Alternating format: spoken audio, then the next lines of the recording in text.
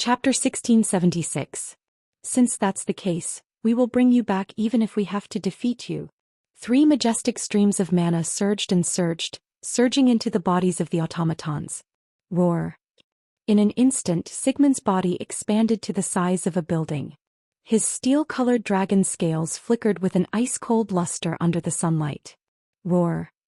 As though responding to Sigmund's roar, the Garm series automaton howled like wolves and scattered in all directions, forming an encirclement in the surroundings. Unlike Sigmund and the Garm series automaton, Yaya jumped out silently and stood in front of Raisin. Mist of magic power surged around her body as she stared ahead. At this moment, the 6th member of the 13, the Mad Dog, who possessed the world's highest level automaton, and the Dog Princess who possessed multiple automatons and had greatly improved her strength stood before Wu Yan together. Without a doubt, Charlot possessed the strength to rank within the top 10 even in the Walpurgis Royal Tactical Academy. Lei Jin's strength was also sufficient to fight against the 13 men. Although Flay was slightly weaker, she was still in existence capable of stalling Lei Jin for an hour. When the 3 of them worked together, one of them used an automaton that carried a magic circuit that contained the truth of the universe in his body, the other used the highest level of automaton in the world, and the last one had multiple automaton. Who could ignore them? However, when Wu Yan saw Charlotte, Flay and Raisin joining forces, he smiled. His smile was filled with mockery. Defeat me. Wu Yan sneered as he swept his calm gaze across Charlotte, Flay, Raisin and their respective automaton. Give it a try then. Wu Yan didn't even need to extend his hand. Instead, his body exploded with a burst of magic power. Like a raging storm, the magic power surged and swept away everything in its path.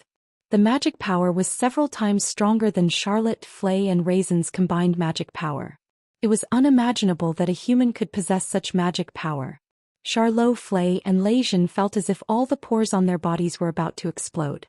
Their pupils abruptly shrunk when they felt the berserk magic energy. Swish. The sound of something breaking through the air descended from above the 3 of them. Be careful. Raisin, who had the sharpest senses, was the first to react. As he shouted, he leaped away. Apart from Raisin, the others only heard the sound of something breaking through the air. Then an invisible impact crashed onto the ground. Boom. The instant the explosion rang out, Sigmund's enormous body blocked Charlot's path. Yaya also flipped over and hugged Flay, who was at a loss of what to do. Boom. Then the ground shook violently. A burst of invisible impact erupted and turned into a strong gale that rushed in all directions. Boom. Sigmund's huge body seemed to have been hit by a mountain, and Yaya seemed to have been hit by an invisible hammer. The 2 automatons, both of which were of the highest level, were sent flying backward like kites with their strings cut, smashing heavily on the ground not far away. Yaya. Raisin, who was the only one who managed to dodge in time, turned pale with fright. I'm fine. Yaya hugged Flay and jumped up from the ground. She didn't seem to have suffered any injuries. Flay, who was protected by Yaya, was also unharmed. It seems that at the crucial moment, Yaya activated her magic circuit in time.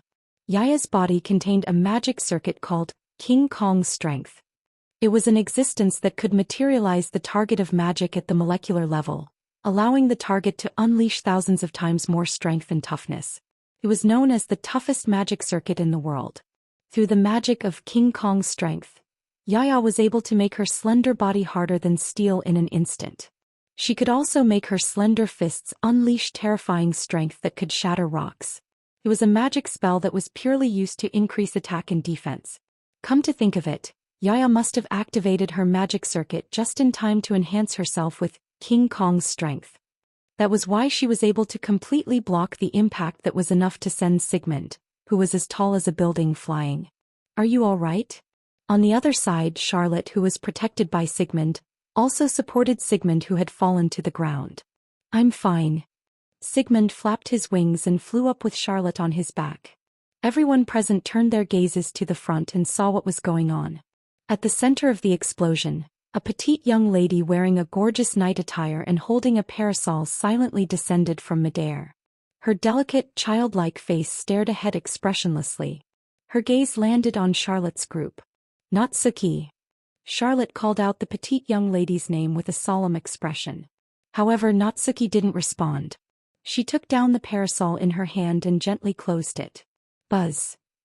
At the next moment, a purple magical ritual rippled from the front of the parasol. Inside the magical ritual, spear-like chains emitting purple radiance coiled into a vortex and shot toward Charlotte's group. Dodge. This time, everyone reacted in time. Sigmund carried Charlot, Ye carried Flay, and Lei Xian ran by himself. They retreated rapidly, dodging the incoming chains and creating a distance between them and the headmaster's residence. Natsuki, along with Wu Yen, Ikaros, Astria, Agrora, Cannon, and the others, slowly emerged from the void and appeared in front of Charlotte's group.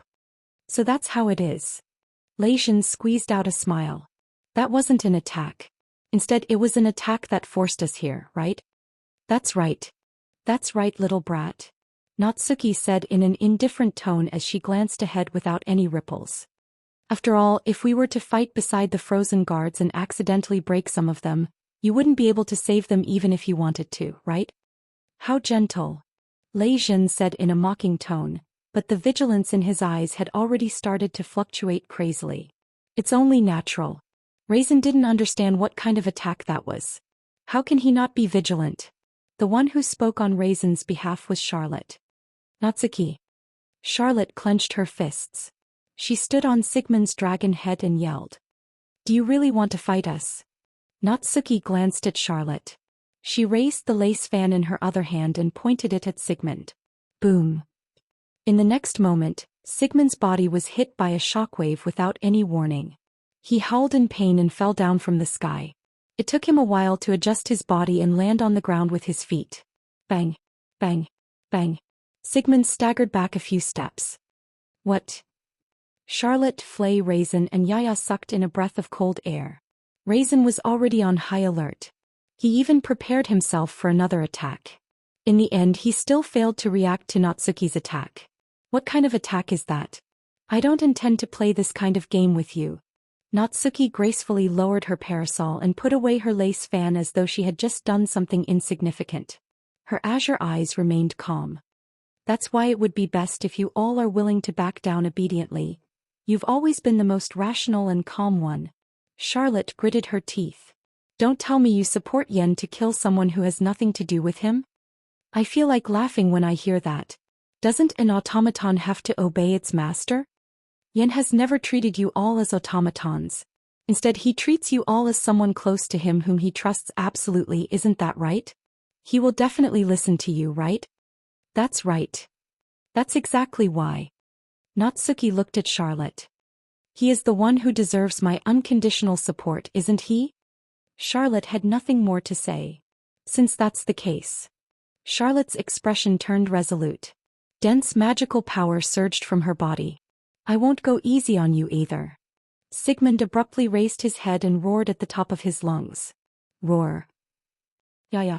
Raisin gathered his magical power and turned it into a circle of light.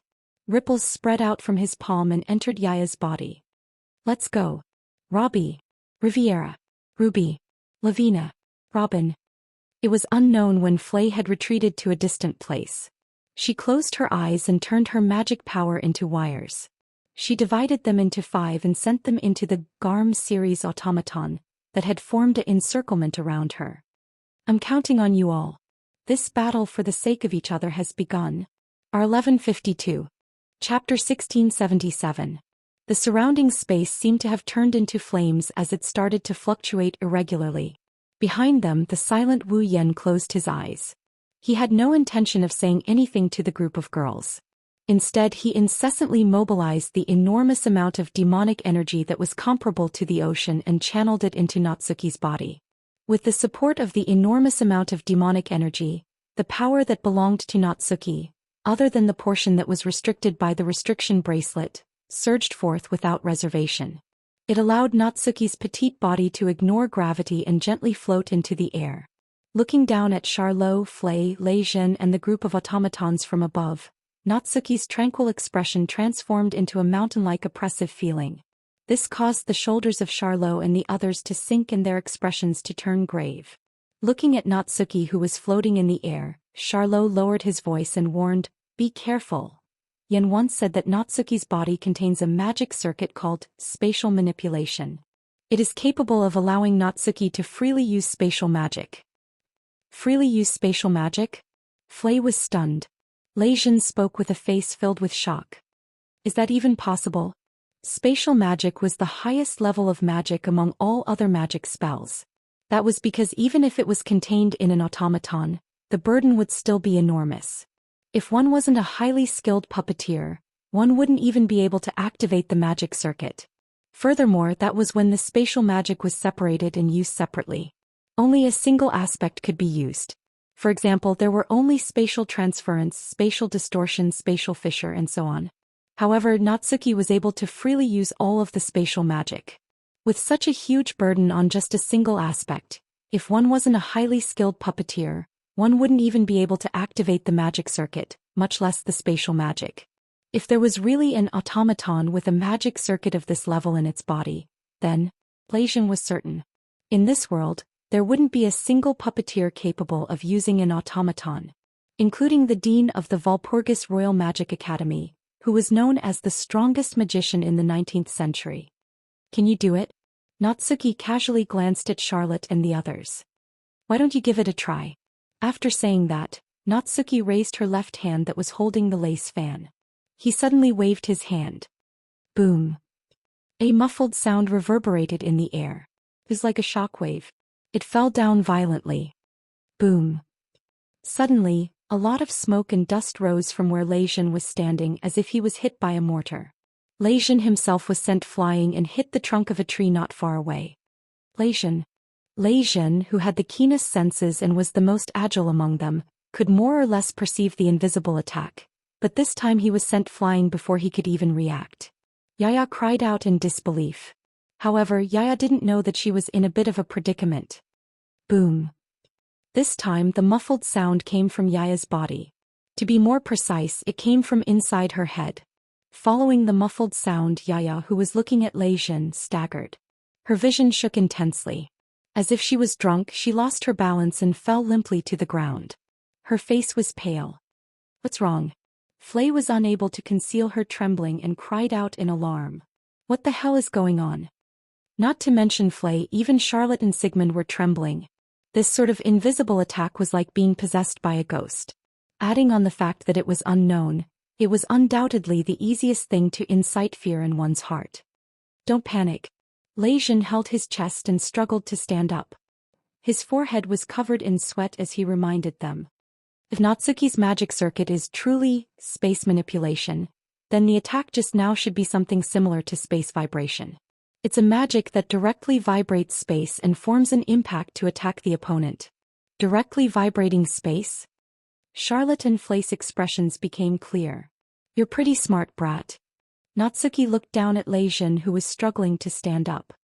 Not only did I directly vibrate space to form an impact, I can also attack your brain through my control over space. Although the impact will be weaker because it will pass through your body, if your willpower is not strong enough, you will still be able to faint immediately. Directly attacking the brain. Lei Jin looked at Yaya, who had a pale face and was holding her head as if she was about to vomit. Lei Jin gnashed his teeth in anger. Thus, no matter how hard Yaya's Vajra strength can make her body, she will not be able to defend against your attack? If you want to blame someone, you can only blame your automaton for being too human-like. Natsuki raised her parasol. After all, an ordinary automaton doesn't have something as luxurious as a brain. The instant those words left her mouth, Natsuki spun the parasol in her hand and channeled her magic power into the parasol. She had used her magic. A purple magic formation immediately sprung up and expanded to a diameter of 2 to 3 meters. Chains flickering with purple light shot out from the magic formation and shot down in a densely packed manner.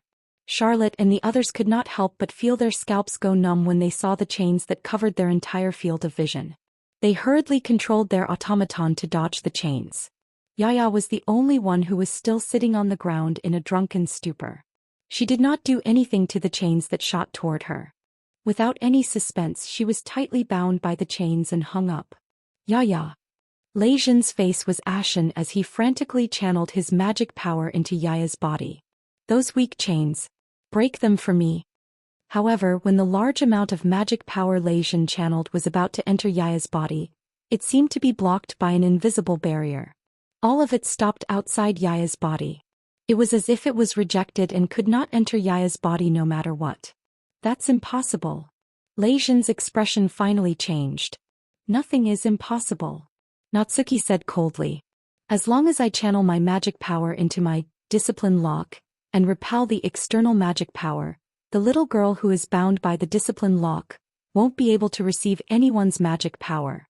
As she spoke, Natsuki waved the lace fan in her other hand, and the space behind Yaya began to ripple like waves. Then move that little girl to another place first. When you all meet up again, the matter will be over. Along with this cold and emotionless voice, a chain extended out from the ripples of space behind Yaya and wrapped around her body. It pulled Yaya, who was bound by the commandment lock, towards the door that floated in the void and was used for teleportation. Without the ability to receive the magic power of a puppet user and with her head still in a dizzy state, Yaya's most prided Vajra strength couldn't be used at all. She didn't even have the strength to pull the discipline lock apart and could only be pulled into the space ripples bit by bit. I won't let you get away with this. Lei Zhen stood up. Just as he was about to run to Yaya's direction, a tender voice rang out faster than Lei Zhen's movement. Everyone. Bang. Bang. Bang. Bang. In an instant, a series of muffled gunshots shook the air. From all directions, formless sonic pressure cannons dug through the earth and cut through the air. Amidst the sharp vibrations, all of them landed on the discipline lock that extended from Natsuki's direction and tied to Yaya's body between the two girls. Bang. The sturdy commandment lock shuddered, causing Yaya, who was being pulled into the spatial ripples, to stop. Raster cannon. Soon after, another lovely cry sounded. A fatal beam of light flashed through the air like a meteor. Wherever it passed, the atmosphere and wind were vaporized into nothingness. With an irresistible force, it shot toward Nayu, who was floating in the air. The beam of light that contains the truth of the universe and can, in theory, wipe out everything. It's absolutely impossible to defend against and is absolutely impossible to defend against. In Natsuki's blue eyes, the beam of light gradually approached. Chapter 1678. Whoosh. A dazzling beam of light shot up from the ground into the sky, as if it wanted to cut the entire space in half. It streaked across the space and also streaked across the chains of discipline that bound Yaya. Bang. Before the elemental destruction that contained the truth of the universe and was capable of destroying all material existence, even the chains of discipline were unable to resist the beam of light. Like magma, the chains of discipline that were streaked across by the beam of light melted like candy and broke apart. Yaya, who was bound by the chains of discipline and hung in midair, lost its binding power and fell to the ground. As for the beam of light, it continued to flash past. In the blink of an eye, it arrived before Nayu. Nayu's pair of azure eyes were turned golden by the dazzling light of the beam of light. Her field of vision was completely covered by the light from the beam of light. Apart from light, she was unable to see anything else. However, this did not cause any change to Nayu's delicate and beautiful face that seemed as if it would not change even if she were to face the destruction of heaven and earth. In fact, she did not even attempt to dodge, receive, resist, or collide with the beam of light. Nayu merely floated there without moving in the slightest. Seeing this, Charlotte cried out in shock. Quickly, dodge it. Unfortunately, Nayu did not even attempt to dodge the beam of light. She allowed the beam of light capable of destroying everything to land on her body. The next moment, an inconceivable scene occurred. The beam of light that landed on Nayu's body was like an illusion. It directly passed through Nayu's petite body and continued to shoot into the sky. The beam of light turned into a ray of light and disappeared into the distant horizon. Charlotte, Sigmund, and the others were all stunned. Soon after, they discovered something. Before Nayu, there was a small spatial ripple. It was fluctuating there. But it wasn't just in front of Nayu. Behind Nayu, there was also a small spatial ripple. It was like a ripple in the water, creating circular ripples in space. As for those two spatial ripples, perfect. They were the same size as the front end of the raster cannon from earlier. Seeing this, how could Charlotte, Lei Zhen, and the others not understand what was happening? Natsuki must have connected the space in front of her with the space behind her, allowing the raster cannon to pass through her body and into the space behind her. Hence, this created a scene where the raster cannon shot through Natsuki's body and into the sky, as if shooting at an illusion. It was impossible to defend against. It directly shook the space and produced an impact attack. It was a teleportation skill that could deflect all long-range attacks. Furthermore, if a physical attack was launched directly at the target would be able to teleport away and dodge the attack. In addition, once bound, even mana would be isolated, making it impossible to break free from the discipline lock. The petite girl in front of him, who had the appearance and height of a 10-year-old girl, was simply an invincible existence. How were they supposed to fight? The fighting spirit in the hearts of Charlot, Flay, Lejeune, and the others gradually faded away. What replaced it was a feeling of helplessness. Do you know how useless you are? As if she had seen through their thoughts, Natsuki mercilessly spoke with an indifferent tone. Then you should withdraw. No. The battle intent in Charlotte's heart that was gradually fading was filled with determination as she spoke resolutely. If I don't bring you all back, I will never back down. Me too. It was rare for Flay to raise her voice to the point of shouting. I will not allow you all to kill the dean. Is there any point in saying this now? Lejeune's sharp gaze swept toward Natsuki. Since we are here, we will not withdraw until we achieve our goal. Is that so? Natsuki nodded her head. She didn't change her mind at all. She didn't say anything. Then there's nothing we can do. It's about time for me to lose my patience. However, what replied to Natsuki was a voice that seemed to carry weight. It caused Charlot, Flay, and Lejeune's hearts to tremble. No. I have already lost my patience. Wu Yan walked forward with Ikaros, Astria, Agrora, and Cannon. His wine-red eyes emotionlessly swept across Charlot, Flay, Lejeune, Yaya, Sigmund, and the others. Under that emotionless gaze, Charlot, Flay, Lejeune, and the others felt as if a mountain was pressing down on their shoulders. In the calm before the storm, they couldn't help but hold their breaths. No matter what, you all refused to withdraw? In midair, Natsuki melted into the void and appeared beside Wu Yan. Ikaros, Astria, Agrora, and Cannon also stood behind Wu Yan in a row. Charlot, Flay, Lejeune, and the others felt their hearts sink when they saw the 5 young ladies of different sizes wearing the same white knight uniform with red edges. Just Natsuki alone was enough to make the 3 of them miserable. They couldn't even touch her. With the addition of the others, their already slim chance of victory was infinitely close to 0. It was only at this moment that Charlot, Flay, Lejeune, and the others realized how much pressure this person before them could bring them. It was just as Charlot and Kimberly said, Wu Yan's strength was on a completely different level compared to them. Facing an enemy like this, whether it's Charlotte, Flay, or Raisin, they all felt a deep sense of helplessness. They have practiced with Wu Yan more than once and they have a certain level of understanding of him. They couldn't win. There was no way they could win against this person. However, even if they couldn't win, they had to stop him. I have already said. Charlot looked at Wu Yan with eyes that seemed to be burning with flames. I will not let you bear all the consequences. Hearing those words, Wu Yan lowered his head and remained silent. However, Charlot, Flay, and Lejeune felt a strong sense of danger in their hearts. Then I will force you to leave the stage right here. In an instant, a raging wave of magical power surged out of Wu Yan's body along with his powerful words. Bang! The magical power split into several portions and flowed into Natsuki, Ikaros, Astria, Agrora, and Cannon. Sigmund. Everyone. Yaya. At the same time, the sense of danger in Charlot, Flay, and Lejeune's hearts exploded. The 3 of them shouted themselves hoarse at the same time. But it was a pity that the 3 of them were destined to return empty-handed. Whoosh! A burst of white cold mist suddenly swept out in all directions like a gale, shrouding an area of several hundred meters in radius. Wherever the white chilly mist passed through, a layer of hard ice formed on the ground made of rocks in less than a second. The surrounding trees were also slowly covered in a layer of ice starting from their roots. Not long after, the ground and trees as far as the eye could see had all turned into ice. The entire stage had turned into a world of ice. Charlot, Flay, and Lejeune only had time to change their expressions for a moment before Sigmund, Yaya, and the Garm series of automatons froze from their feet. Not good. Charlot, Flay, and Lejeune were alarmed. Buzz. Suddenly, ripples appeared in the surrounding space, and chains suffused with purple light extended out. They were like venomous snakes responding to each other. Amidst a series of clanging sounds, The chains shot toward Charlot's group in the center.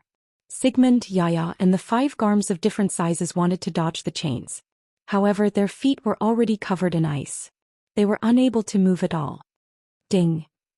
In the next second, the chains of discipline wrapped around Sigmund, Yaya, and the 5 garms of different sizes, binding the group of automatons. Sigmund. Everyone. Yaya. Charlot, Flay, and Leijian's expressions changed again and again. Magic power surged out of their bodies. They immediately wanted to send their magic power into the bodies of the automatons. Buzz. However, the moment the magic power surged out of their bodies, a spherical protective barrier made of crystals enveloped the 3 of them and floated into the air. It was the Aegis, Absolute Defense Circle. The entire process took less than 10 seconds. The outcome was decided. Chapter 1679. Whoosh. The cold mist was still blowing, and the ground and trees in the surroundings were constantly turning into solid ice amidst a series of cracking noises. Sigmund, Ye, and the automaton of the Garm series had their feet or limbs covered by the ice layer that extended from the frozen ground. Their bodies were also bound by the lock of discipline, so they could not move at all. As for Charlot, Flay, and Leijian, the 3 of them, they were trapped in the Aegis barrier. No matter how they pounded on the barrier of the Aegis barrier, they were unable to do anything to it. The 3 puppets, Charlot, Flay, and Raisin, were imprisoned. Sigmund, Yaya, and the automaton of the Garm series were restrained. Coupled with the fact that the automatons were still wrapped in the commandment lock that flowed with the moon's magic power, which could repel external magic power, the connection between the 3 puppeteers and the automatons had been severed. This battle had ended without any suspense. Looking at Charlotte, Flay, and Raisin, who were trapped inside the Aegis barrier, Wu Yan retracted most of his mana. He also watched as the automatons whose limbs were encased in ice and whose bodies were bound by chains of discipline, leaving only the magic power to maintain the Aegis, Absolute Defense Circle, and the Lock of Discipline. I've spent quite a bit of time with you all. After taking a glance at Charlot and the others, Wu Yan turned around. All of you can stay here for the time being. Yan. Don't go. Charlot knocked on the Aegis barrier as he cried out with tears streaming down his face. I beg of you. Don't go. You don't have to do this. Wu Yan did not even turn his head around. He merely let his monotonous voice spread to every corner of the scene and into everyone's ears. No matter what, we've only known each other for less than a month. Is it worth it for you to risk your life for me? I should be the one asking you that. Charlotte couldn't stop her tears no matter how hard she tried. She could only bite her lips and yell. We've only known each other for a month. Am I worth it for you to give up everything to save me? Felix framed me. When he planned to give me a fatal blow, you appeared and saved me. You exposed Felix's true colors. Now my little sister is being held hostage. I should be the one being used. Charlot's cheeks were soaked with tears. But now you're shouldering everything for me. Is this worth it? I don't know if it's worth it or not. I only know that I shouldn't do this. I'll feel very uncomfortable. Wu Yan turned his head slightly and looked at Charlot. You've said it yourself. The one being used might be you. If you were me, wouldn't you do the same? When the time comes, we'll switch sides. I'll be the one to stop you and persuade you to go back. Will you listen to me? Even though he was the one asking the question, Wu Yan shook his head and answered it himself. No, you won't. You'll definitely dig yourself into a corner and not even struggle. Instead, you'll sink deep into it and be stubborn. If that's the case, why don't you let me finish it for you? Isn't that better? It's definitely not good. Charlot shouted without hesitation. She was so agitated that she put her hand on the barrier of the Aegis. You're right. If I were you, I'd be more stubborn than you. If you come to stop me, I won't listen to you either. But you'll still stop me, won't you? Sweat. I have to stop you. Charlotte's beautiful eyes were completely red and swollen. She was crying and laughing at the same time as she said those words. Who told me to like you? This time Wu Yan was truly stunned. Not only Wu Yan, everyone except Sigmund, including Natsuki, Ikaros, Astria, Agarola, and Canon, were all stunned by what they saw. You. Wu Yan looked at Charlot, who was crying and laughing at the same time with a bitter smile. Is that a confession? Yeah, do you hate me? Charlot had a self-deprecating smile on her tear-stained face. Do you hate the flirtatious me who was in love with Felix not long ago and now I'm saying that I like you? I don't hate you. Wu Yan's bitter smile deepened. Or rather, I don't know what to do. I don't care if you hate me or don't know what to do. I just want you to listen to me this once. Charlot wiped her face and looked at Wu Yan with her swollen eyes. You can't kill the dean. You cannot go and kill the academy head. Flay also spoke. She had a pleading expression on her face. There must be another way. Since you are so strong, use it to resist. Raisin clenched his fists and said firmly. I don't believe that the Kingsford family or any faction on the same level as the Kingsford family can do anything to you with your strength. Wu Yan, Natsuki Ikaros, Astria, Agarola, Cannon and the others all fell silent. Yen. Charlot, Flay and Lei Zhen spoke with hope in their voices. Wu Yan. Sigmund shouted. Wu Yan-san. Yaya called out. Wu Yan heard every single one of them calling out to him. He felt touched but also helpless at the same time. As expected, these guys are just foolishly doing their jobs. Right at this moment, an emotionless mechanical voice echoed from not far away. Let's go back. Scarlet Taze. Following this voice at a corner of this snowy world, a space suddenly distorted. It was like an invisible black hole that kept on spinning. Then several figures were spat out. It was a group of a man and 4 young girls. The young girls were wearing black formal attire. They were about the same height. There was a large word written on a piece of cloth hanging in front of their faces. They were holding weapons of different styles, but all of them were bright red in color. The man was wearing the academy's uniform. He was wearing a cloak and a silver mask that only revealed one eye and part of his body below his nose. Seeing the masked man leading the 4 young girls, Charlot and Flay revealed shocked expressions. As for Lei Zhen, it was as if he had seen his enemy. His eyes were about to spurt flames. Agnes. That's right. The person who came was the #1 student in the history of the Walpurgis Academy. He was without a doubt the strongest existence among the students. His code name was Marshall, Magnus. As for the 4 young girls behind Magnus, they were naturally Magnus' most famous and also his greatest reliance. They were a group of 6 automatons that had the ability to fight against 13 people. They were a squadron. Magnus. Wu Yan raised his head and looked at Magnus, who was leading the 4 young girls. He smiled. Since you've appeared here, it means that you've become the Dean's Guard, right? The Dean's Guard. Charlot, Flay, Lei Zhen and the others all looked at Magnus in surprise. It's only temporary. Magnus stared at Wu Yan with his only exposed eye. As long as you give up on assassinating the Dean, my mission will be completed. I won't have to carry out this boring duty anymore. It's rare to hear such direct thoughts from you. Wu Yan curled his lips. Since you're bored, why don't you just give up? I've already said that this is my duty. Magnus said calmly. It's not my wish to be the Dean's Guard. So step down, Scarlet Eyes. Oh? Wu Yan's lips curled up. What if I say that I must see the Dean? Magnus suddenly raised his head. Then I'll beat you back. Chapter 1680. The temperature in the air seemed to have dropped. An indescribable tension filled the air, causing beads of sweat to appear on the foreheads of Charlot, Flay, and Raisin, who were watching from the side. The 2 parties in the confrontation were not ordinary people. One was the #1 marshal in the history of the Walpurgis Royal School of Mechanics, Magnus. The other was a freshman who had entered the school for less than a month. Before he even entered the school, he had suppressed Magnus and defeated the 4th-ranked Felix with overwhelming strength. Wu Yan. Both of them also possessed extremely high-performance automatons that were capable of fighting against 13 people on their own. They formed a squadron of automatons. Regardless of which side it was, Kimberly had personally evaluated them. They were no longer on the same level as the students of the academy. They were definitely existences at the level of demon kings. If these 2 existences were to really fight, who would not be nervous watching from the side? At the very least, it was not only Charlot, Flay, and Raisin who were nervous. Even Sigmund, Ye, and the group of automatons from the Garm series were holding their breaths as they waited. They were afraid that they would accidentally break the tension that symbolized the stalemate and trigger a great battle. In such a tense atmosphere, the 4 girls standing behind Magnus leaped forward. They arrived in front of Magnus. They wore flower-like black formal attire. There were Chinese characters written clearly on the cloth on their faces. They were respectively Fire, Sickle, Jade, and Dragonfly. Those were some of the names of the 4 girls who were part of the squadron.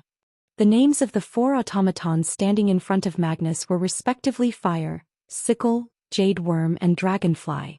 At this time Wuxia was holding a red dagger that looked like a sharp thorn in each hand. Wuxia was holding a long and large sickle with a similarly red blade.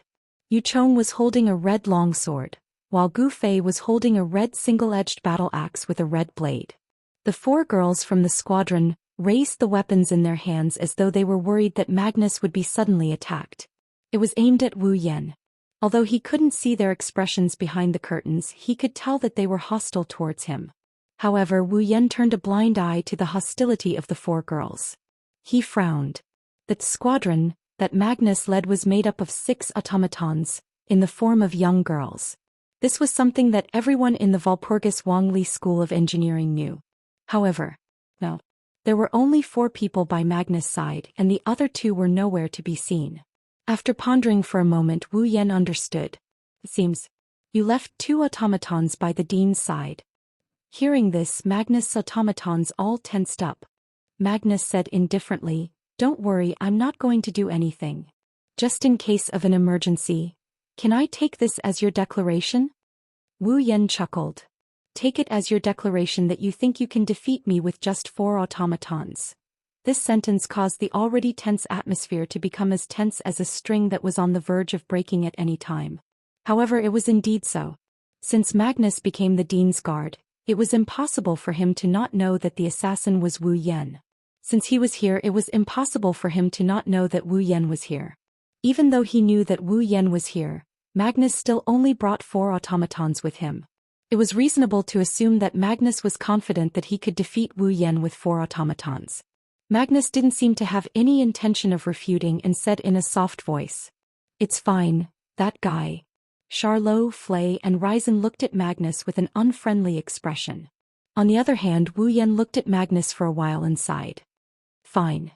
After saying that, Wu Yan withdrew the aegis that imprisoned Charlot, Flay, and Ryzen, as well as the chains of discipline that restrained Sigmund, Yaya, and the Garm series automatons. The 3 aegis that imprisoned Charlot, Flay, and Flay immediately dissipated, causing the 3 of them to fall to the ground. The chains of discipline that restrained the automatons also withdrew into the spatial ripples and disappeared. I won't say something like, "Since you only brought out 4 automatons, I will also bring out 4 automatons to fight you." Wu Yan chuckled in a cheerful manner. "After all, I also want to try a battle where I can have my companions fight together." After saying that, buzz. Wu Yan closed his eyes.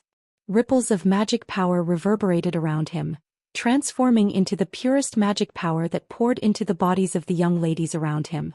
The phenomenon of magic power wasn't very strong. It didn't cause the atmosphere to rub against each other and cause wind waves. However, it was extremely condensed. In terms of quantity, perhaps it wasn't that outstanding. However, in terms of quality, the magic power that Wu Yan released this time was as different as heaven and earth compared to before. This caused Magnus' eyes that had been calm all this while to narrow. He withdrew his hand from his cloak and extended it toward the 4 young ladies before him. Ripples of magic power reverberated. Upon receiving Magnus' magic power, the 4 young ladies lifted their heads with all their might. Then their figures blurred and they all disappeared. Charlot, Fry, and Lei Jin, who had just landed on the ground in a sorry state, witnessed this scene and widened their eyes on the spot. However, Wu Yan kept his eyes closed. He didn't move at all. It's as if he didn't notice anything. At the next moment, Fire Droop, Sickle Cutter, Jade Beetle, and Dragonfly, the 4 young lady automatons of the squadron, suddenly appeared in a flash. Not only that, but they also appeared around Wu Yan with his eyes shut. Fire Droop and Dragonfly appeared before Wu Yan, while Jade Beetle and Sickle Cutter appeared behind Wu Yan. The 4 young ladies abandoned Natsuki's group, raised their weapons and stabbed at Wu Yan mercilessly. Magnus actually attacked the puppeteer directly. This was considered a violation of the rules in the Night Gathering battle. Once it appeared, the attacker would be disqualified from the battle instantly. However, in a regular battle, attacking the puppeteer directly was the normal way to do it. After all, compared to the powerful automaton, the puppeteer was simply too weak. Without the magic power provided by the puppeteer, the automaton was nothing more than scrap metal. It couldn't even activate its magic circuit and attack. Even the bandolier had limited magic power.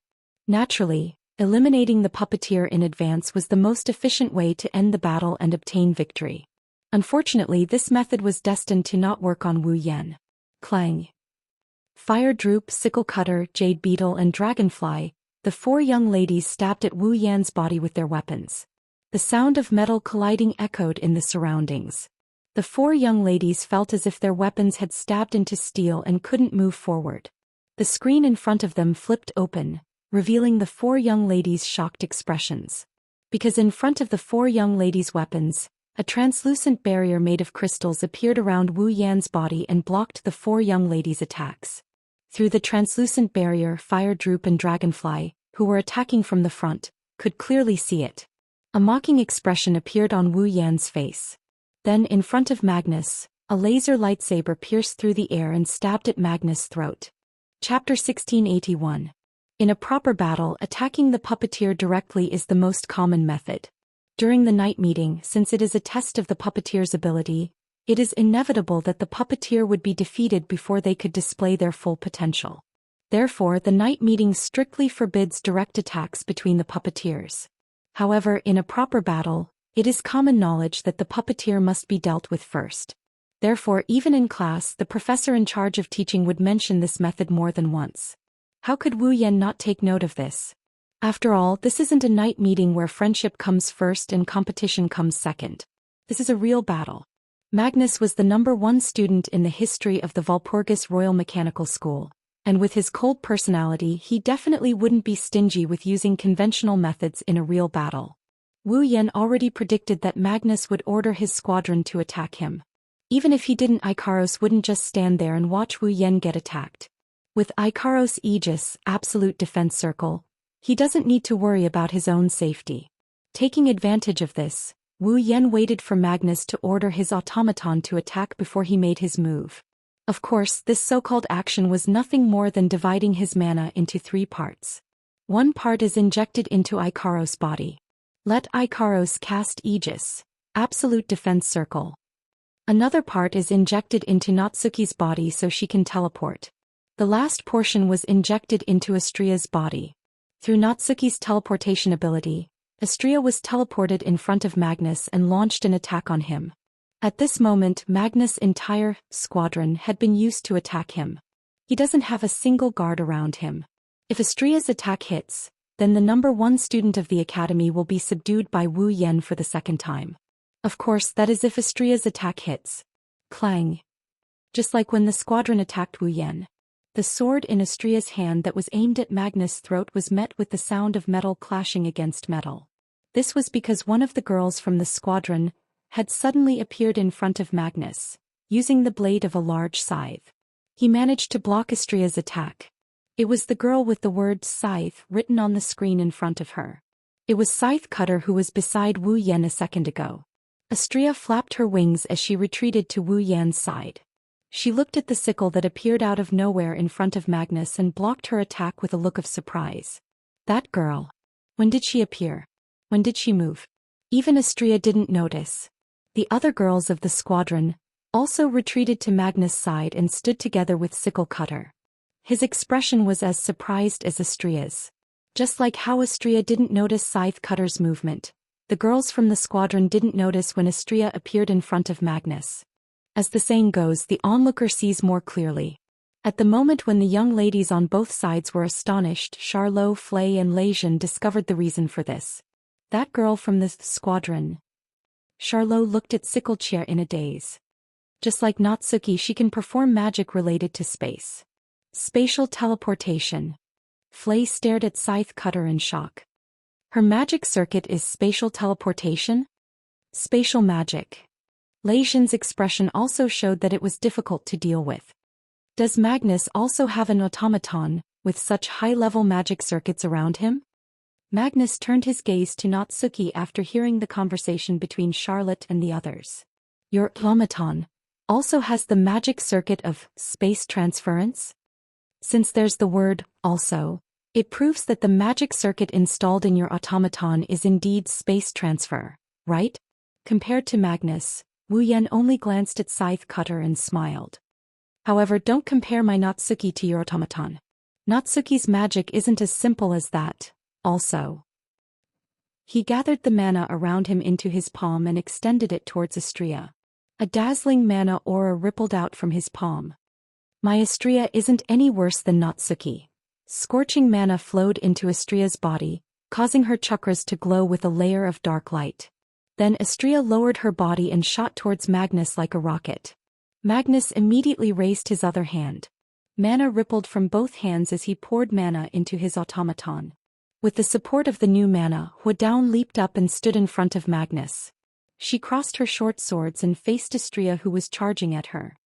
Clang! In the next moment, the laser lightsaber and the short sword collided fiercely, creating a shockwave. There was also intense friction at the point of collision, causing sparks to fill the sky. At this time, a ripple appeared in the space beside Huicue. A chain with purple light on its surface suddenly flew out from it. It was like a whip as it was swung heavily and ruthlessly on Huozhuang's body. Boom! With a muffled sound, Huozhu didn't even have time to react. Her slender body was like a kite with a broken string as she was mercilessly sent flying. She smashed into the ground not far away and embedded herself into the stone layer, causing the entire ground to crack open. Astria had nothing to stop her now that Huopeng was knocked away. She levitated in the air and dashed towards Magnus. She swung her laser sword down towards Magnus' head with a clear vibrating sound. Bzz. At this moment, the jade worm appeared in front of Magnus. She used her sickle to transfer the jade worm to Magnus. The jade worm didn't use its weapon to block the laser sword. Instead, it raised its empty hand and extended it towards Astria's laser sword. Under the watchful eyes of the audience, a formless energy appeared on the jade worm's hand like steam. It reached out and grabbed Astria's laser sword without fear. Then the invisible energy enveloped Astria's laser lightsaber. It corroded the vibrating laser lightsaber like corrosive water. No, it wasn't corroded. It was absorbed. The laser sword's dazzling radiance turned into specks of starlight at a speed visible to the naked eye. They were absorbed by the jade worm's slender hand and dimmed down in the blink of an eye. Bang! The vibrating force was reduced to zero. Astria's laser sword dimmed and shattered like glass. Not only Astria, even Charlotte, Flay, and Raisin were shocked to the point their expressions changed. That's... Wu Yan frowned. It absorbed Astria's magic power? Yes. The jade worm absorbed the mana in Astria's body. Without the support of magic power, an automaton wouldn't be able to move. This is common knowledge. It's the same for Astria. Without the support of magic power, even though she wouldn't lose her ability to move, all of her attacks would be cancelled due to the restriction of the bracelet. Astria's Chrysor also lost its effect. There's no doubt that the jade worm's magic circuit is magic power absorption. By absorbing the opponent's magic power, not only can it weaken the opponent and deplete the opponent's magic power, it can also use the magic power to strengthen itself. Chapter 1682. Charlot, Fry, and Raisin looked at each other in dismay as they looked at the jade worm that had turned the Chrysor into starlight and was continuously absorbing it into its body, causing the magic ripples on the surface of its body to gradually strengthen. Even though the seizing magic isn't as powerful as the space magic, it's just as difficult to execute. After all, the seizing magic isn't something that belongs to the caster, it's magic power. It's common for the caster to reject the magic power after absorbing it into their body. That's why the seizing magic requires the caster to control it with high precision.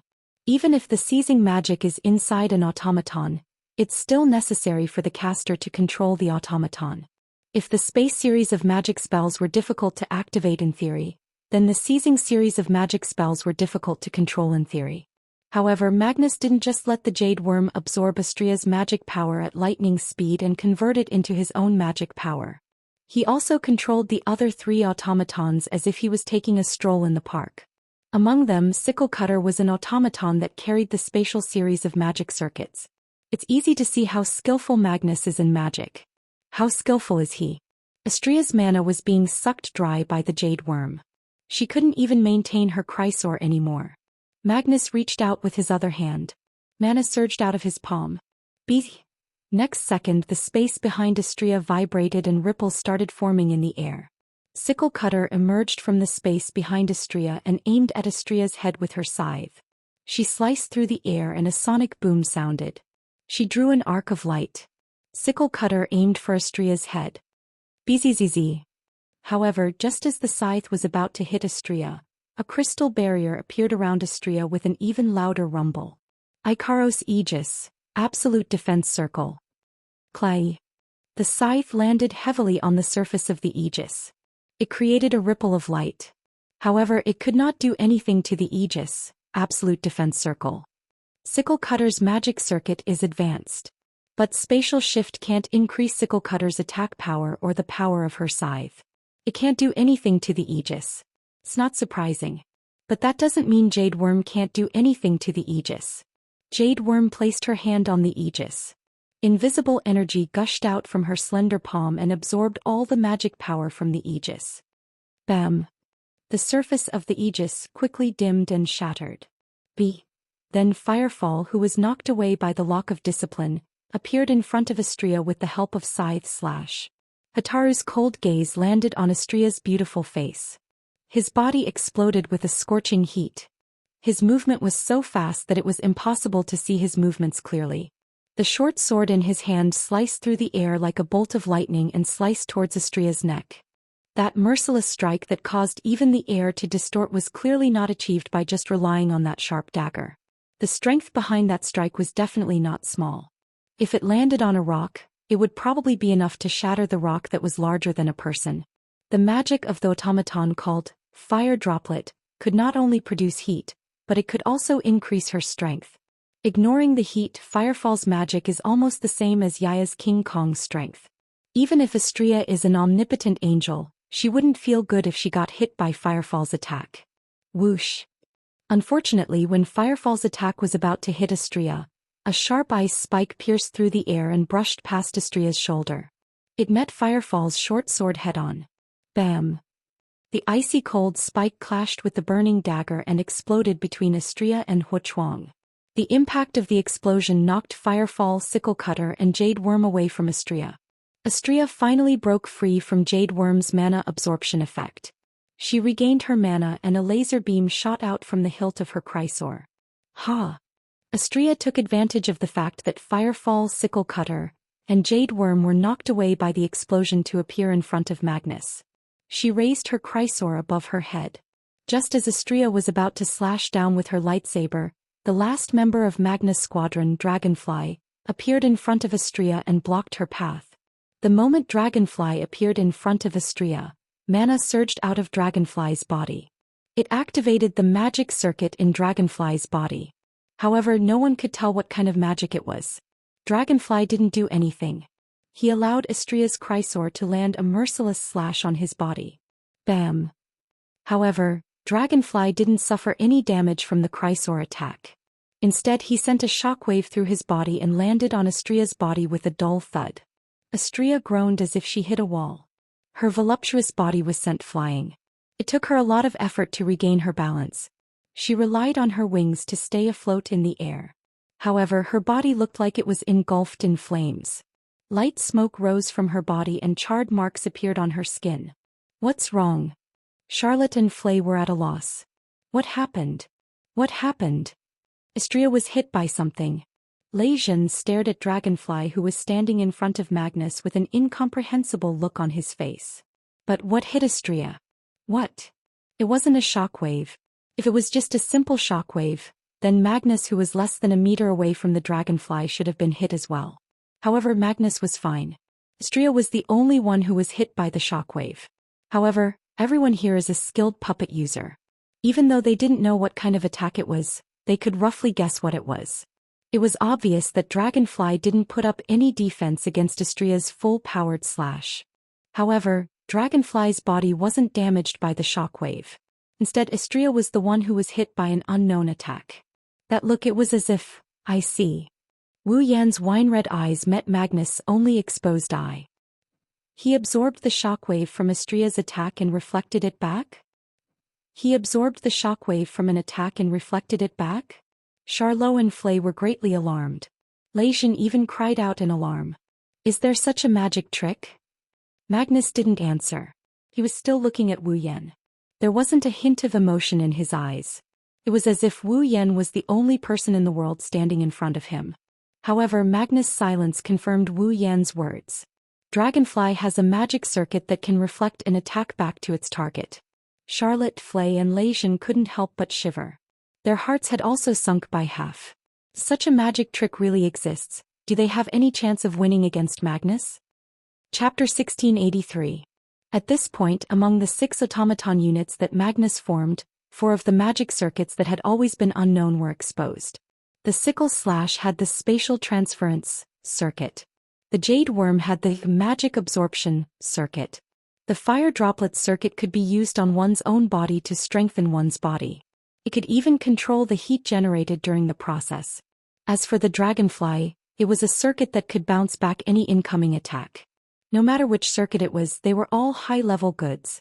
And now, such a high-level magic circuit was not only installed in the body of the automaton, with excellent performance, but also owned by a single person. On top of that, this person was able to control each of the automatons with ease. This was Magnus, the person with the highest overall score in the history of the Walpurgis Royal Mechanical Academy. He was personally evaluated by Kimberly as having the power of a demon king.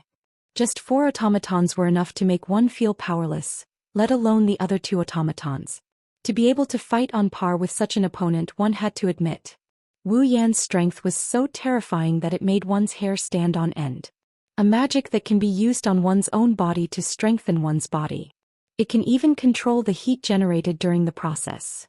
Wu Yan only frowned a little. Then, his furrowed brows relaxed as he looked at the fire droplet. Instead of saying that it can strengthen one's body, it can strengthen one's explosiveness and control the heat generated during the process. Not only can it strengthen one's explosiveness, it can also control the heat generated during the process. This is the so-called pressure. Right? Pressure. Charlot, Flay and Lei Xian were slightly startled. Magnus stared straight at Wu Yan. After a while he finally responded. The magic circuit of fire droplet is indeed pressure. By manipulating physical pressure, it acts on oneself. By using physical force, one can obtain outstanding explosiveness and durability. It can even control the heat generated during the process. Quite an excellent magic circuit. Wu Yan didn't deny it. His gaze landed on Astria, who was floating in the air with burnt marks all over her body. He raised his hand. He placed his hand on Canon's shoulder, who had always been by his side. Mana flowed out from his hand and entered Canon's body bit by bit. Canon immediately understood. She clasped her hands in front of her chest and closed her eyes as if she was praying. A bright light shone from Charlot's body. It condensed into a beam of light that shot into the sky and landed on Astria's body. The charred marks on Astria's body disappeared at a speed visible to the naked eye. Her skin returned to its original smooth state. This time it was Magnus' turn to frown. That's right. Wu Yan admitted it. As long as it's not a fatal injury, it can be treated in a very short time. How about it? Not bad, right? Hearing this, Magnus' eyes began to ripple. Astria is an expert in close combat. Ikaros has an extremely sturdy defensive ability. Natsuki has excellent spatial manipulation. Agora has a wide range of freezing abilities. Canon, on the other hand, had terrifying healing abilities. Wu Yan's automaton has all the necessary elements for close combat, ranged attack, support, defense and healing. Compared to Magnus' squadron, Wu Yan's squadron is much more suitable for combat. It was only at this moment that Magnus realized how troublesome his opponent was. This was the first time Magnus had felt so troubled by someone other than the dean of the Walpurgis Wangli School of Strategy.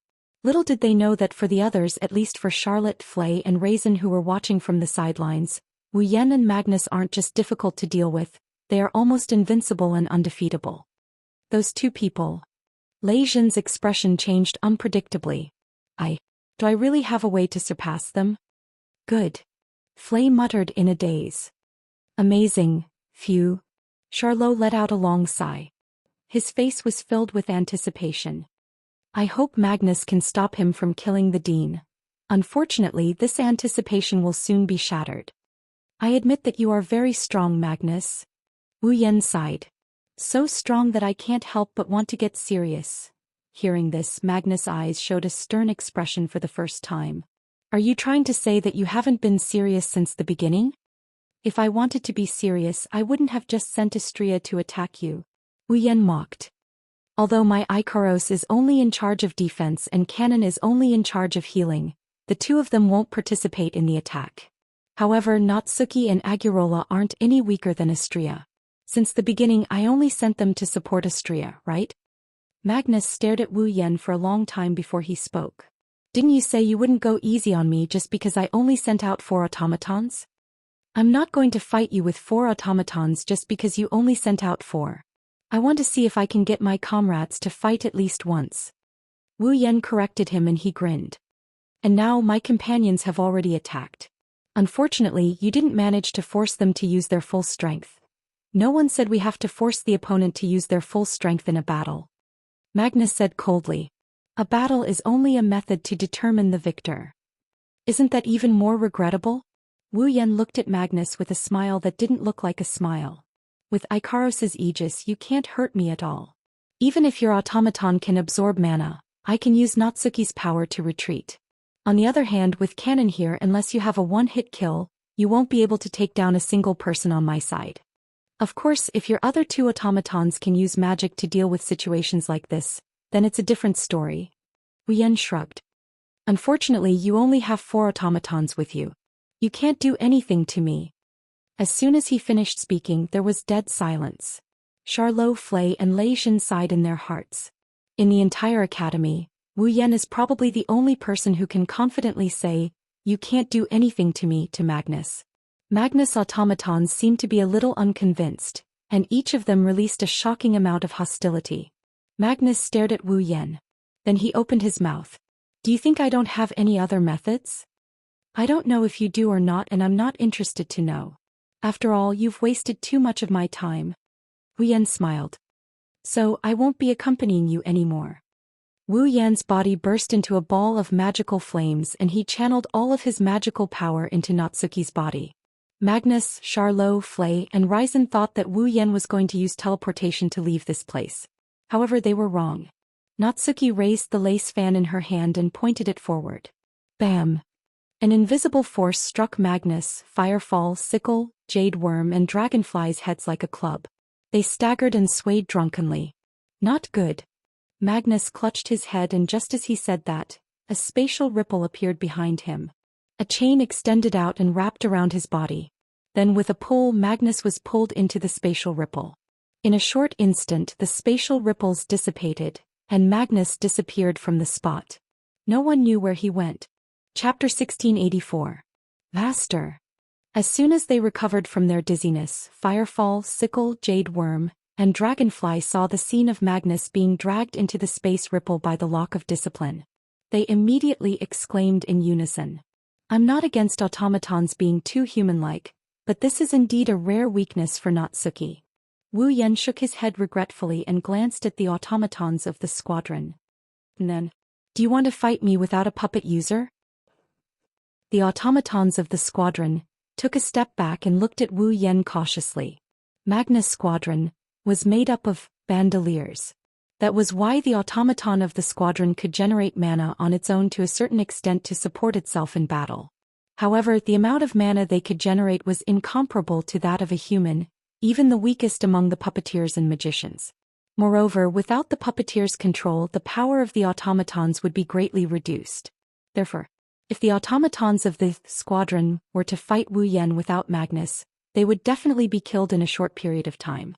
Of course, it would be fine if they were killed, but if they were captured alive, that would be the real problem. After all, in the automaton series, the value of each automaton in the squadron was almost comparable to a warship.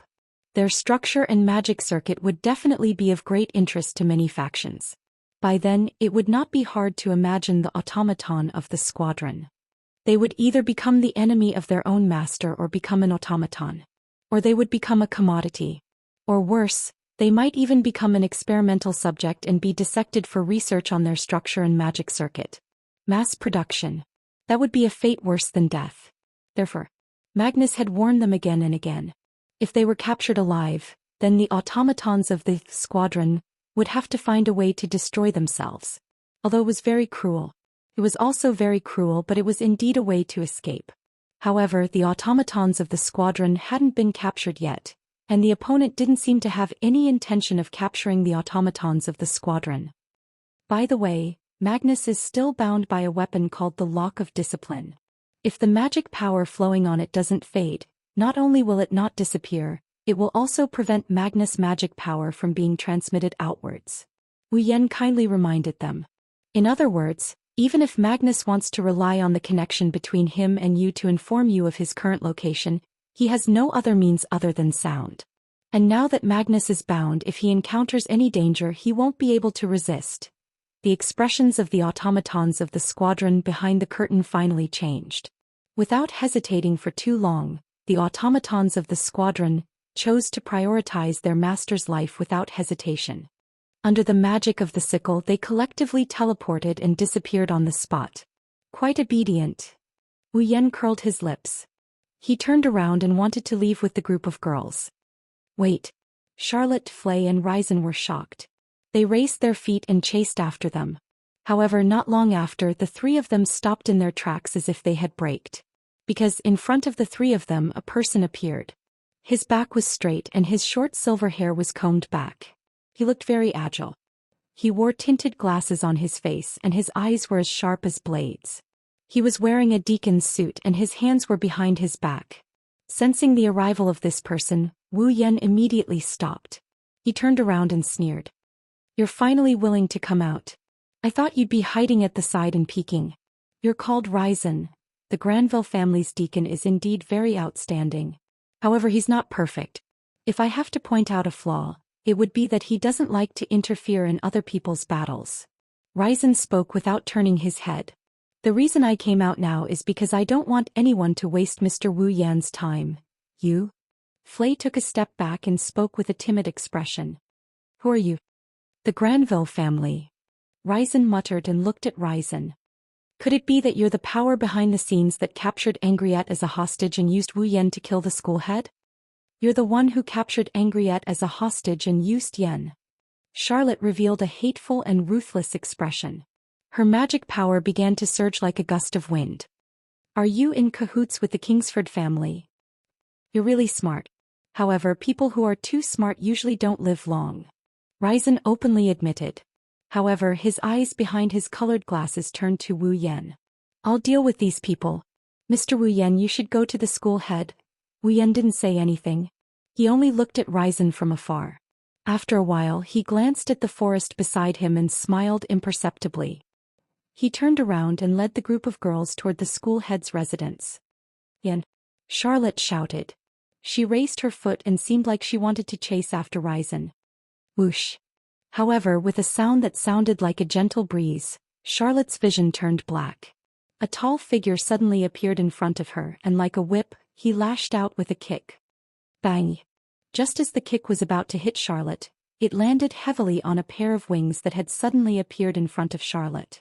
Roar! Sigmund used his wings to block Ryzen's kick and roared. Then his dragon claw violently smashed down on Ryzen's body. Bang! The huge dragon claw smashed the ground into smithereens, and the ground around the dragon claw also cracked inch by inch. However, the dragon claw only smashed the ground. It didn't hit Ryzen. A second before the dragon claw smashed down, Ryzen used complete vibration control to increase his speed. Like a phantom, he dodged the dragon claw. When Ryzen appeared again, he was above Flay. He raised his leg and smashed it down on Flay's head. Flay! Charlotte and Ryzen cried out in alarm. Ah! Flay also cried out in alarm. She couldn't help but close her eyes. Right when Ryzen's kick was about to land on Flay's head, a cold and indifferent voice filled with killing intent resounded from the forest beside them. Cherub, I'm ready. Following a mechanical response, the sound of something breaking through the air resounded through the entire area. Whoosh! Following the sound of something breaking through the air, a large sword with scorching air swirling around it shot out explosively from the forest beside them. It cut through the air pressure and slashed toward Ryzen. Logically, as Ryzen was in midair, he shouldn't be able to adjust his body. However, Ryzen's body seemed to have stopped in midair. He stopped moving without the slightest bit of inertia. Then he forcibly changed his direction and dodged to the side. The large sword swept past Flay's head. However, upon seeing the large sword, Flay cried out in pleasant surprise. Loki. Loki slowly walked out from the forest beside them. He looked at Ryzen, who had landed on the ground, with a cold expression. Although I am modest and tolerant, there are 3 types of people that I cannot forgive no matter what. Those who order me around, those who resist me, and those who want to harm my older sister, those filthy bastards who came from God knows where. After saying those words, boundless magic power burst forth from Loki's body. It also burst forth from Charlotte, Flay, and Ryzen. Faced with such a situation, Ryzen simply laughed with disdain. Chapter 1685. Bam! Wu Yan, who was leading the group of girls toward the dean's mansion, did not turn around because of the explosion behind him. It was as if he was not worried about killing Charlot, Flay, Leijin, and the others. He continued walking forward. There was no need to worry. Zhen's body was equipped with the complete vibration control magic circuit.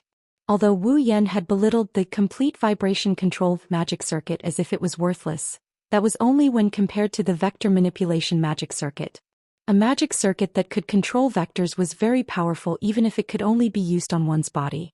With the complete vibration control ability and Zhen's excellent performance, even if Charlot, Flay, and Leijin joined forces, they might not be able to defeat Zhen. If they were not careful, Charlot, Flay, and Leijin might lose their lives in Zhen's hands. However, that was under the condition that Loki did not show up. Loki was stronger than any one of the 3, Fry or Leijin. If they were to fight Zhen, Loki might be at a disadvantage, but that was all. If he joined forces with Charlot, Flay, and Leijin, it would not be difficult to force Zhen to retreat. Therefore, after noticing that Loki was here, Wu Yan did not say anything. He led the group of girls and left. Ignoring the explosions behind him, Wu Yan led the group of girls through the forest and into the open space where their field of vision had widened. Then they continued walking forward and arrived at the place where the guards were frozen in ice flowers. The dean's mansion was not far behind the ice flowers. However, when they passed through the huge ice flowers and walked into the invisible spirit formation that enveloped the dean's residence, the spirit formation of the spirit formation of the spirit formation of the spirit formation of the spirit formation, Wu Yan and the group of girls stopped in their tracks. In front of them was a road paved with white stone bricks. At the end of the road, a building that was comparable to an ordinary school's gymnasium in terms of size, and height stood there. It did not look luxurious. However, it was much more eye-catching than a villa. That was the dean's mansion. However, Wu Yan and the group of girls did not stop because of the appearance of the dean's mansion. The reason why they stopped was because there was a person standing in front of the mansion. In the middle of the road paved with stone bricks, there was a burly figure. He wore a neat suit, had a thick mustache and dark skin. He looked like a soldier. To be honest, I'm very surprised. As if he had been waiting for a long time, the burly figure raised his head and looked forward with a pair of bold eyes. Although I know you're much stronger than ordinary students, I didn't expect that even Magnus could not stop you.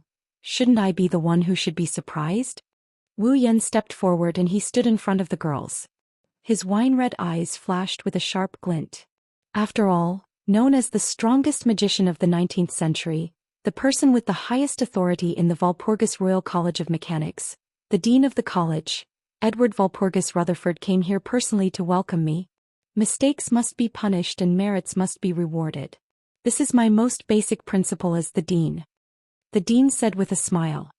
To be able to defeat Magnus isn't something that just anyone can do. It's necessary to give you some rewards. So, Dean, your so-called reward is to obediently come out and let me kill you? Wu Yan sneered. Don't tell me you don't know that I'm here to kill you? That's why I personally came here for this purpose.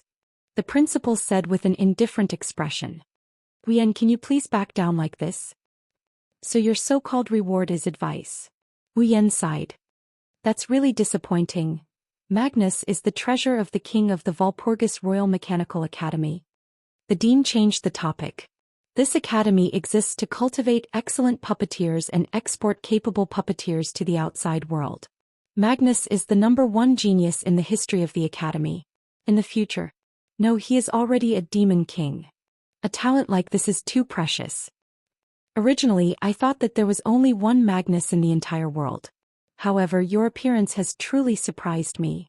The dean nodded his head as if it was something serious. I don't want the Academy to lose a treasure that can be compared to Magnus.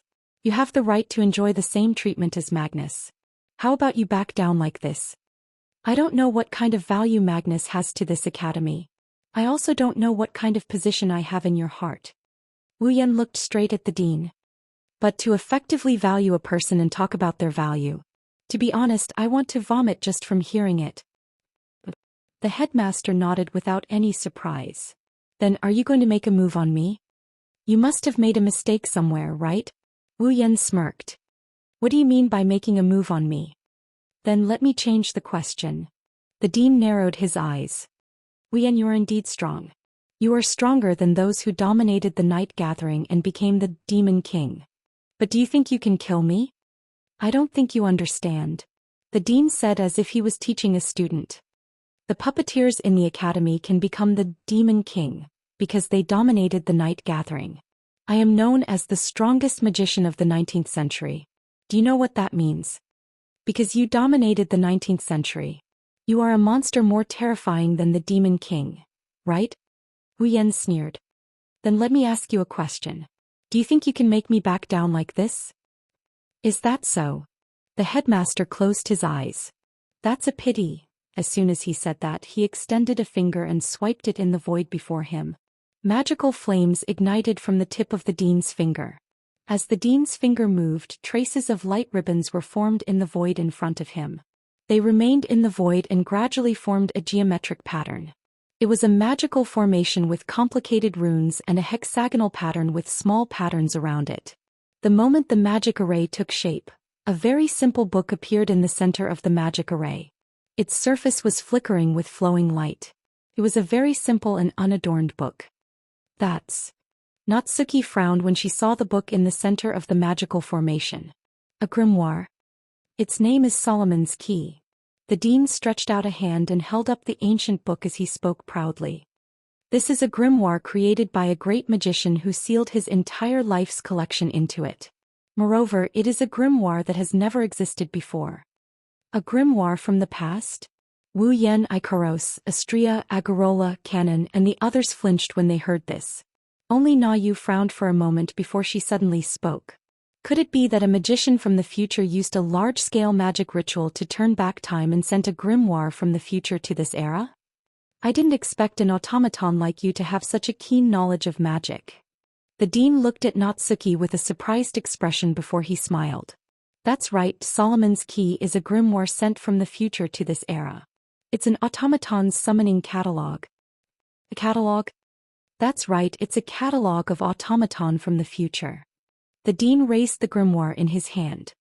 Although many of the treasures in the Key of Solomon have been lost and plundered over a long period of time, I can still control more than 50 treasures from the future to attack you.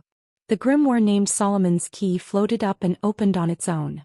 A faint phosphorescent light shone from the pages and illuminated the dean's face. Now let me show you the one I use the most frequently. After saying that, a wave of magic power gushed out from the dean's body and flooded the entire space. Chapter 1686. Many thanks to Dream Demon and Thunder for their tips. Mana that was as thick as a tidal wave spread out in all directions. It was like a tidal wave that instantly filled every corner of this space. Look at the latest. The headmaster stood in the middle of the sea of magic. His tall and sturdy, dark body was emitting a steady stream of magic that made people's expressions change. This kind of magical power was already stronger than any puppeteer or magician. Amidst this magical power, the Solomon's Key floating above the dean's palm shone brightly. It was as if a pillar of light had risen and enveloped the dean. Soon after, a dreamlike scene that made it hard for people to tell if it was real or not quietly appeared in this sea of mana. Behind the dean, who was enveloped in a pillar of light, a dazzling staircase that seemed to be made of pearls slowly appeared. The staircase had a beautiful shape and looked like it was made of pearls. With the pillar of light enveloping the principal as the source, the staircase continued to extend upwards, and a pure white wall appeared along with the staircase. On the stairs, a red carpet was also laid out. In the pure white hall that looked like a palace, it gradually extended to a place higher than the ceiling. Not long after, the staircase extended to the end and connected with a platform that appeared out of thin air. At the top of the stairs, on a platform that appeared out of thin air, a luxurious throne decorated with gold and silver stood in the middle of the platform. Wu Yan, Natsuki, Ikaros, Astria, Agarola, Canon, and the others can clearly see what's going on. On the throne there was a beautiful girl sitting upright. Full breasts. Her skin was fair and her waist was shockingly slender. Her beautiful face was absolutely neat, and a pair of eyes that seemed to despise everything was dotted on it. Her body was wrapped in a gorgeous dress that seemed to be made of thin white silk, and her hands and feet were decorated with countless golden rings. Kuros, Astria, Agarola, and Canon stared at the beautiful girl sitting on the throne at the top of the stairs and mumbled to each other. Queen. Queen. No. Wu Yan and Natsuki's expression turned serious. That's the automaton. And BP and BP and BP and BP and BP, yes. The queen sitting on the throne on the platform at the top of the stairs was an automaton. It was stored in the Key of Solomon and was sent to this era from the future. It might be widely known. It was an automaton that had countless puzzles. Wu Yan and Natsuki could sense something from this automaton that other automatons don't have. And BP and BP and BP and BP and BP breath. Moreover, it was a very powerful aura. It proves that the automaton sitting on the throne at the top of the staircase isn't something to be trifled with. And BP and BP and BP and BP and BP, maybe. This was the level of the automaton T. It was one of the snowflake moon which had the highest level of automaton, at the moment. Even more advanced than the Ye of the Moon doll.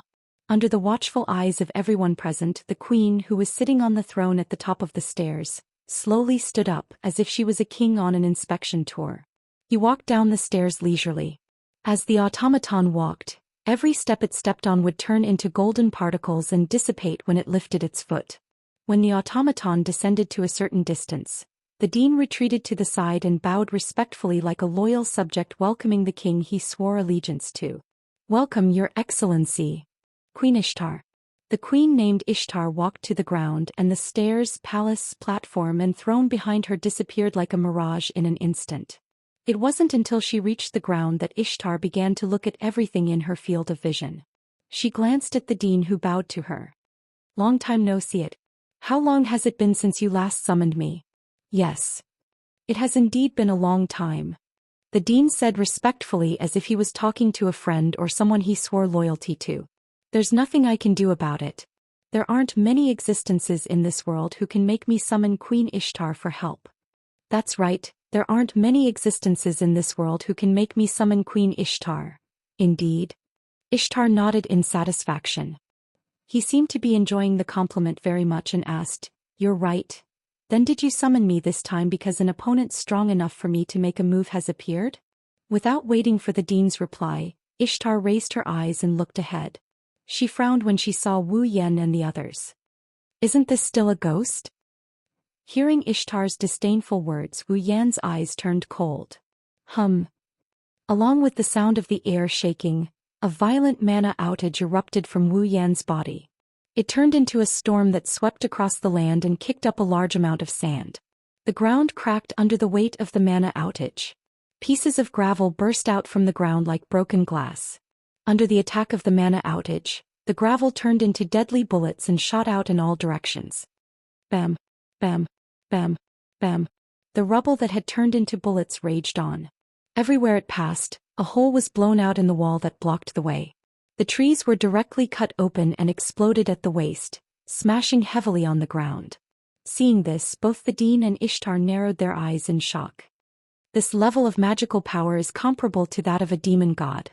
Ishtar finally took Wu Yan seriously. Looks like I've made the mistake of underestimating the enemy that I shouldn't have. It's not just Her Highness. The dean smiled bitterly. Originally, I thought that I had already overestimated him, but in the end he gave me another surprise. I also underestimated him. Let me acknowledge you for now. Ishtar said, obviously directed at Wu Yan. Ishtar then stretched out his fair arm gracefully. You are qualified to make me use the army that I am so proud of. Army? Wu Yan and the other girls didn't know what's going on. The dean respectfully reached out his hand and held Ishtar's outstretched hand. His magical power surged from his overlapping hands and was injected into Ishtar's body. With the replenishment of his magic, Ishtar looked forward in a dignified and graceful manner. Then he raised his free hand slightly in front of him. The next moment, from Ishtar's outstretched hand, a black shadow swept out like overflowing water, or like a mist that appeared out of thin air. Wu Yan, Natsuki and Ikaros were shocked when they saw the black shadow bursting out of Ishtar's hand. Astria, Agurora and Shane's expression changed. They almost screamed out loud. This was because the front end of the shadow that burst forth from Ishtar's hand was decorated with the face of a man in agony, as if something had been carved into it. It was just like a vengeful spirit in the legends. And BP and BP and BP and BP and BP.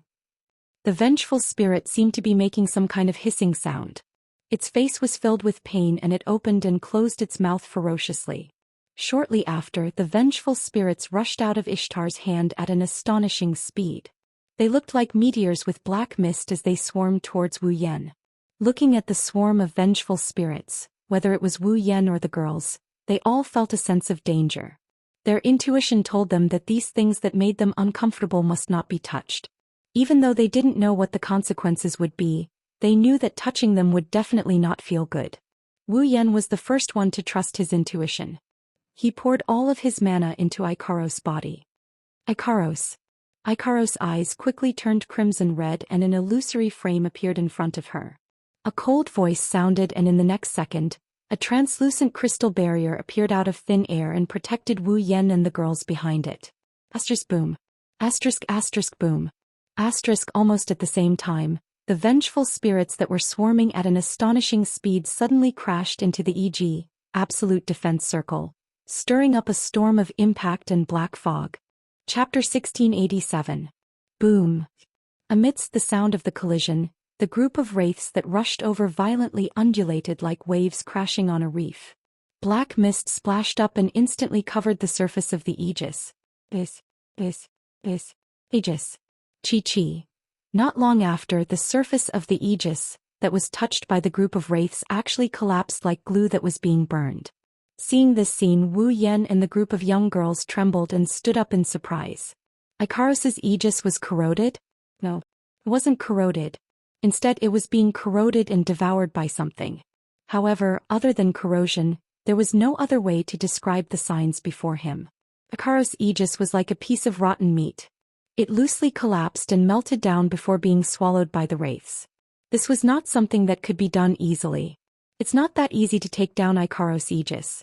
Even with her power restricted, Ikaros' Aegis could easily block a nuclear bomb. At least, ever since she came to this world, Ikaros' Aegis had never been broken through properly. The reason why Charlotte was able to break through Ikaros' Aegis was because it contained the universal truth. In theory, the demonic sword that could destroy all matter had wiped out the existence of the Aegis, but it did not count as destroying the Aegis.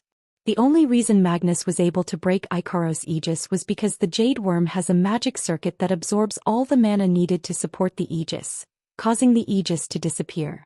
Both times, the two people who broke through Ikaros' Aegis didn't rely on attacks that exceeded the defensive power of the Aegis to break through the Aegis. And now, Ishtar's wraiths are using the same method to corrode Ikaros' Aegis. That's why. The wraiths. They definitely didn't just have the ability to corrode. If they only had the ability to corrode, there's no way they could melt the Aegis in less than 2 seconds.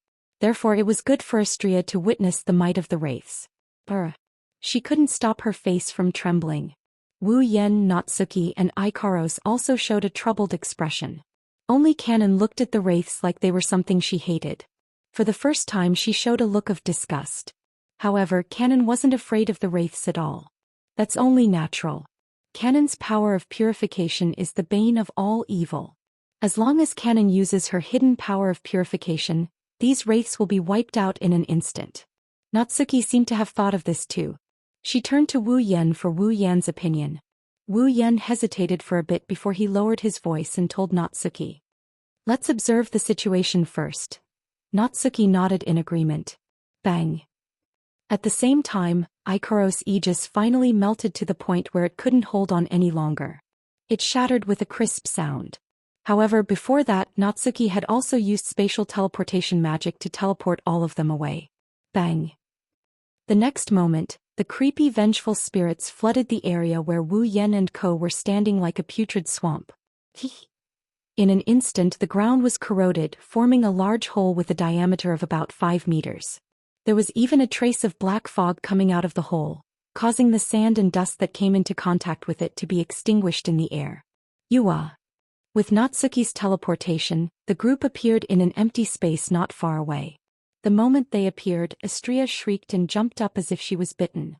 Before Natsuki used her spatial magic, a wraith brushed past Astria's pure white wings.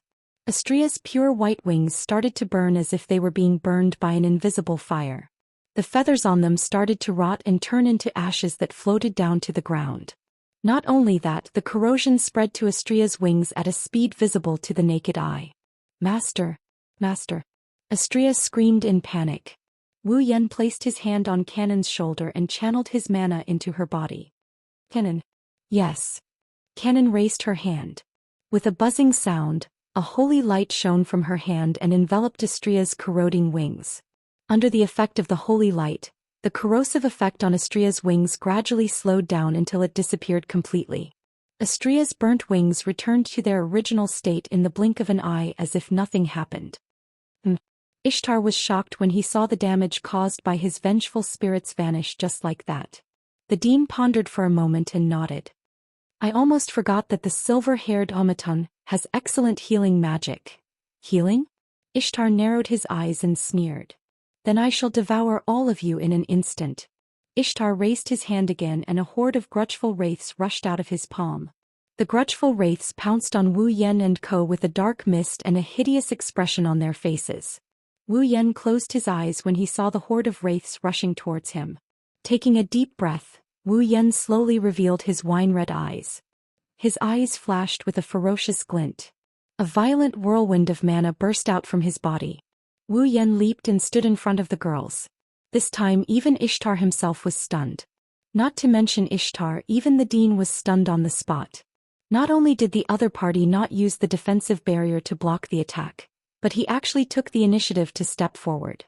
Could it be that he wanted to end his own life? Wu Yan immediately informed the dean and Ishtar that he was trying to end his own life. Whoosh! With a whistling sound, the mana that rushed out of Wu Yan's body turned into a substantial airflow that hovered in the air. Then the airflow turned into a black mist. As if it had a mind of its own, it spun wildly and protected Wu Yan's group like a protective barrier. Boom! The wraiths crashed into the black mist of mana. Black sparks erupted from the mist like volcanic ash.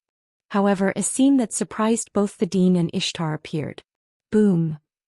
The group of vengeful spirits that had hit the pitch-black mist of mana were all bounced away by the rotating mist of mana. Yow! Wu Yan yelled from within the mist of mana. Ikaros! Ikaros spread her arms and the Aegis, Absolute Defense Circle, rippled. But this time the Aegis, Absolute Defense Circle, didn't appear around Wu Yan's group. Instead it appeared around the dean and Ishtar like a cage trapping them inside. At the same time, Natsuki raised the lace fan in her hand and waved it in the direction of the dean. Hum. On the surface of the Aegis, Absolute Defense Circle, spatial ripples appeared one by one and the chains of discipline lashed at the dean like whips. Humph. Ishtar snorted. He raised his hand and was about to use his wraiths to corrode the chains of discipline. But at this moment, an icy white mist filled the air. Chapter 1688. Whoosh. Amidst the whistling sound, the freezing white mist permeated the interior of the Aegis, and instantly filled the entire space of the Aegis. Instantly the temperature inside the Aegis dropped at a terrifying speed. In just a few seconds the temperature had dropped below 0 degrees Celsius. Originally, with Agrora's current strength, there was no way for the temperature to drop so quickly. However, Ikaros had created an absolutely sealed environment, allowing Agrora's cold air to spread rapidly, causing the temperature inside the Aegis to drop abnormally fast. Kacha kacha. Before the president and Ishtar could react, The cold mist had filled the interior of the Aegis, causing a layer of ice to condense on the surface of the Aegis. In the blink of an eye, the ground was covered with hard ice. A layer of ice formed on Ishtar's hand that he extended towards the incoming lock of discipline. Even the Dean himself and Ishtar's body were covered in a layer of ice. Tsk. Ishtar's elegant and dignified posture was finally replaced by a trace of panic. The president knitted his brows tightly. Both of them hurriedly mobilized their magical power and used pure magical power to disperse the ice around them and expel the surrounding cold air. Whoosh! However, while the president and Ishtar were shaking off the ice shards on their bodies and dispelling the cold air around them, the lock of discipline whizzed through the interior of the Aegis and wrapped around the president and Ishtar's limbs. The president's frown deepened. A majestic magical power surged from the four limbs that were bound by the lock of discipline, attempting to shatter the lock of discipline on their bodies. However, the president soon discovered it. The magical power in his body could still be mobilized on its own. However, there was no way for it to escape from his body. The reason was simple. The surface of the lock of discipline, that was glowing with a purple light, was flowing with another type of magical power, isolating the magical power that was trying to escape from the president's body. Damn it! Ishtar also discovered this and was a little annoyed. What a pointless action. My army is created in my body. Even if I can't let the magical power out of my body, it doesn't matter. As soon as he finished speaking, Ishtar's palm turned into a ghastly wraith. Ugly, vengeful spirits were spat out one after another, their ferocious faces covering the lock of discipline that bound the principal and Ishtar. Under the effect of the vengeful spirit's corrosion, the purplish glow flowing on the surface of the lock of discipline, which was said to be forged by the gods, quickly dimmed. Even the lock of discipline itself was corroded and full of holes. I'm afraid. Not long after the lock of discipline would be completely corroded. However, just as the wraiths were about to corrode the lock of discipline on the president and Ishtar, a strong sense of danger rose in their hearts.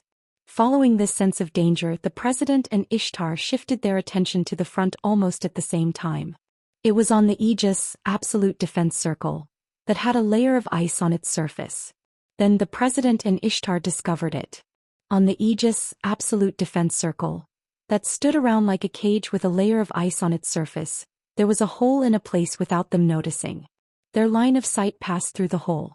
Staring at the outside of the Aegis, absolute defense circle, what the president and Ishtar saw was a figure. It was a pitch-black figure dressed in black clothes. A pair of wine-red eyes that were as calm as an ancient well was looking straight at them. The figure was outside the Aegis, absolute defense circle. In his hand was a gorgeous black bow that looked like it was made of black crystal. He pulled the bowstring and condensed an arrow that looked like a meteor, aiming at the two figures. For the first time, the most powerful magician of the 19th century and the legendary automaton sent from the future to this era changed their expressions at the same time. Looking at the sudden change of expression on the president's and Ishtar's faces, Wu Yan, who was standing outside the Aegis, absolute defense circle, had a flash of coldness in his wine-red eyes. Then without hesitation, Wu Yan released the bowstring of the meteor shower in his hand. Whoosh! Like a meteor appearing in the night sky, the meteor shower arrow bloomed in the air with a long tail of light. It flashed and shot into the only exposed hole in the Aegis, absolute defense circle, and burst into the Aegis, absolute defense circle. When the meteor shower arrow shot into the Aegis, absolute defense circle, the only exposed hole on the surface of the Aegis, absolute defense circle, quickly healed and was sealed again. Then an intense and dazzling light flashed in the Aegis, absolute defense circle. Bam! Inside the Aegis, absolute defense circle, which was filled with white cold mist and chains that shuttled back and forth. The surface was covered with a layer of ice and the ground inside was covered with hard ice. An earth-shattering explosion sounded like a clap of thunder in the vast sky above the Aegis, absolute defense circle. A violent gust of wind carried with it a blazing heat, like a storm, crazily attacking the Aegis, absolute defense circle. Inside, the white cold mist was almost instantly dispersed, and the ground that was covered with hard ice cracked immediately. Cracks as thick as an arm spread out like a spider web. The cracks spread across the entire Aegis, absolute defense circle. Even the ground outside the Aegis, absolute defense circle, started to crack inch by inch. The seemingly sturdy Aegis, absolute defense circle, also started to crack like glass in a short period of time. One can imagine that without the Aegis, absolute defense circle, the meteor shower would have mercilessly destroyed everything around it. At that time, not far away, the Dean's mansion would not be able to escape the fate of being destroyed. Those guards who had been frozen into ice by Aurora would also not be able to escape death. Astrea asked nervously as she looked at the apocalyptic scene inside the Aegis, absolute defense circle. Is it defeated? No one answered Astrea's question. It should be said that no one had the energy to answer Astrea's question. Wu Yen, Natsuki, Ikaros, Aurora, Canon, and the others stared at the Aegis, absolute defense circle, that was gradually cracking. After an unknown amount of time, the heat wave inside the Aegis, absolute defense circle, slowly dissipated, revealing the situation inside. The two figures inside were also exposed to the air. A man and a woman stood in the middle of the cracked ground. Their clothes were slightly disheveled. It looked like they just ran around in the middle of the storm. However, there wasn't a single wound on the man and woman's bodies. That attack just now only brought a slight threat to them. It didn't do any damage at all. I knew it. Wu Yan's face darkened. It's not that simple. You should feel honored, little. Ishtar looked at Wu Yan coldly. In order to escape from the situation just now, I summoned my second army. Second army? Wu Yan and the rest of the girls were stunned. Could it be that Ishtar doesn't only have those vengeful spirits that can corrode his body? You keep on giving me surprises. To be able to force Queen Ishtar to summon her second army, your performance has truly surprised me. The Dean looked at Wu Yan and sighed. Magnus is a genius who has broken the records of the Academy. He's the first in all of history. Although I've always said that you're a treasure like Magnus, I've never been willing to admit it in my heart. To think that there would be a second genius like Magnus. The Dean let go of Ishtar's hand and retracted his mana. He looked at Wu Yan with a smile. I think we should have a chat. Chapter 1689. I think it's time for us to have a chat. Everyone had different reactions when they saw the Dean retracting his mana and saying those words with a smile. Ishtar, who couldn't get a supply of magic power, couldn't fight even if he wanted to. His face was full of dissatisfaction, but he didn't object.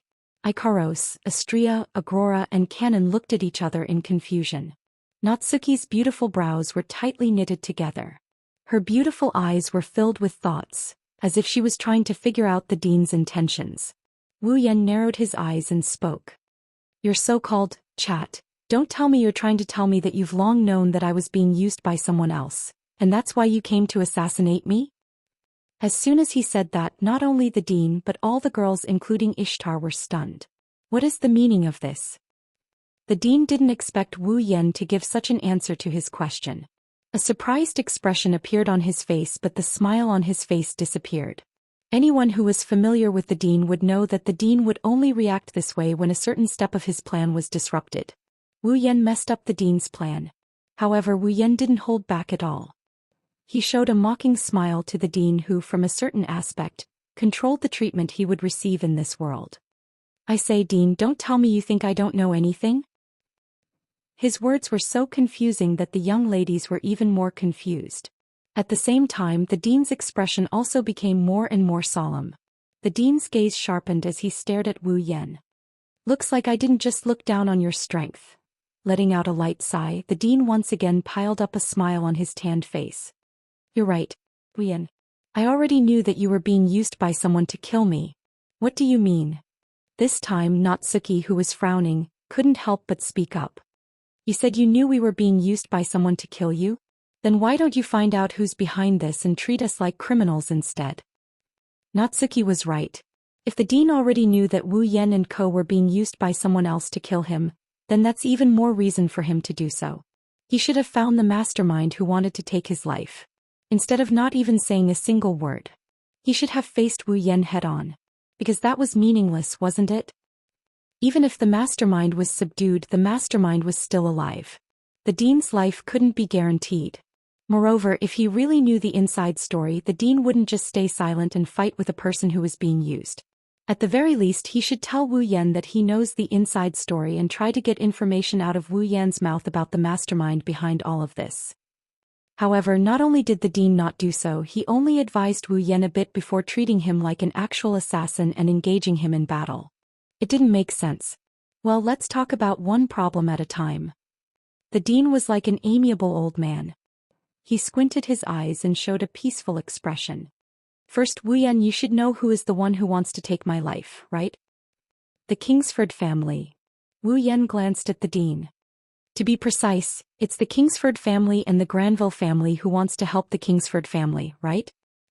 The Kingsford family and the Granville family used to be political enemies, but there's no such thing as eternal enemies in the eyes of the major powers. Now the two families have formed an alliance because of some benefits. The dean sighed and shook his head. That's why the Granville family wants to help the Kingsford family.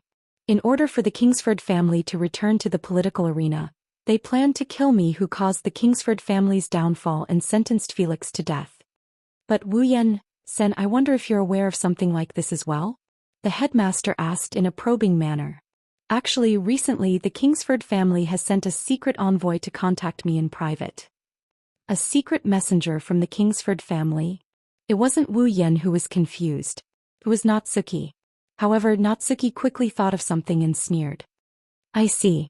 They plan to use soft tactics to bribe you before they use hard tactics? If they can bribe me and let me fabricate some fake evidence to announce the fact that Felix was wrongly accused, wouldn't that solve the problem? The dean acknowledged Natsuki's words and shrugged his shoulders. The Granville family knows nothing about this.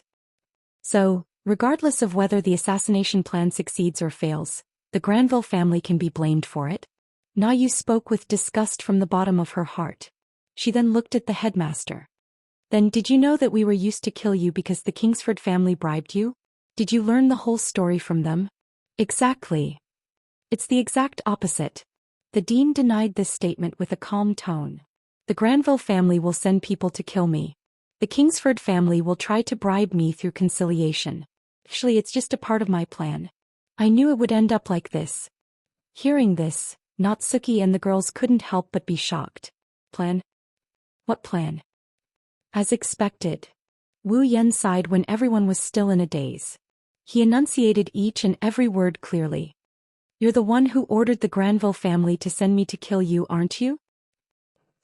The girl's heart skipped a beat. The dean ordered the Granville family to send Wu Yan to kill him? As expected, you've already found out. The dean exclaimed in admiration. To be precise, I asked the Granville family to send someone to kill me, but I didn't specify you. The girls understood the situation even if they were slow. Behind the whole thing, there was an unimaginable inside story. What's the purpose? Natsuki was the first to calm down. What's the purpose of this? Hey Wu Yan. The dean didn't answer Natsuki's question. Instead he looked at Wu Yan with a smile. Do you know what a divine ingenuity is? Divine ingenuity. Natsuki's group of girls began to ponder over this phrase. A fully self-disciplined automaton. Wu Yan raised his head and said. It's a fully autonomous automaton that can generate magic power on its own, activate magic circuits on its own, and fight on its own, even without the puppeteer's control and supply of magic power. A fully self-disciplined automaton? The girls cried out in surprise. It was common knowledge that automatons were inseparable from mana and puppeteers. Once they were separated from their puppeteers and mana, the automaton was just a pile of scrap metal that couldn't perform any functions. It was the same even for a forbidden doll. After all, the amount of mana a forbidden doll could generate was too little. It wasn't enough for them to fight on their own. Therefore, without a puppeteer, a forbidden doll was just a toy that wasn't made of scrap metal. However, if an automaton could provide mana on its own like a human, it wouldn't be a problem if it didn't have a puppeteer. Therefore, there was the saying of a fully autonomous automaton. Countries all over the world were also doing research on this point. Unfortunately, until now, no country had ever developed a fully autonomous automaton. As for the fully self-disciplined automaton, its name was Divine Ingenuity. Chapter 1690. Why does an automaton exist? Even the noblest apprentice puppeteer or magician would be able to recite the answer to this question without breaking a sweat. In order to get rid of the tedious incantations and complicated magic circles, and to simplify and quickly use magic, the magicians developed the magic circuit, which condensed all the conditions for performing magic and used it as a substitute for the ritual when performing magic. With the existence of magic circuits that condensed all the conditions for a magic trick, magicians only needed to input magic power into the magic circuits to be able to perform the magic trick that was originally prepared, and use the magic trick in an instant. However, the magic circuit was just a tool that prepared all the conditions for a magic spell. It replaced the existence of lengthy incantations and complicated magic arrays. Even if the magic was already prepared, magicians would still need to control the magic circuits whether it was activated or used. In this way, although using magic was indeed much faster than without magic circuits, it was still not enough to satisfy some people when used in battle.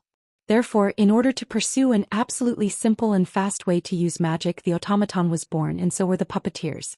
With the automaton, the puppeteers could throw all the work of controlling the magic circuit to the automaton. They only needed to output magic power to perform the magic. To put it bluntly, the automaton was only created to allow magicians to quickly perform magic. Then the use of the automaton was fixed. Battle. Apart from fighting, the automaton had no other reason to exist. It should be said that it was natural. With such meaning of existence, automaton became a tool used in war by various countries. However, even if there was an automaton, a puppeteer who could control the automaton was also necessary. Without a puppeteer, an automaton could not perform at all. Because of this, there were naturally people who wishfully wanted to create an automaton that did not need a puppeteer and was completely self-disciplined. Thus, the existence known as machine doll was born. Although it was said to be born, machine doll was more of an extravagant wish than an existence. This was because from the time it was proposed until now, no one had ever developed a machine doll. It was because of this that the girls were so surprised.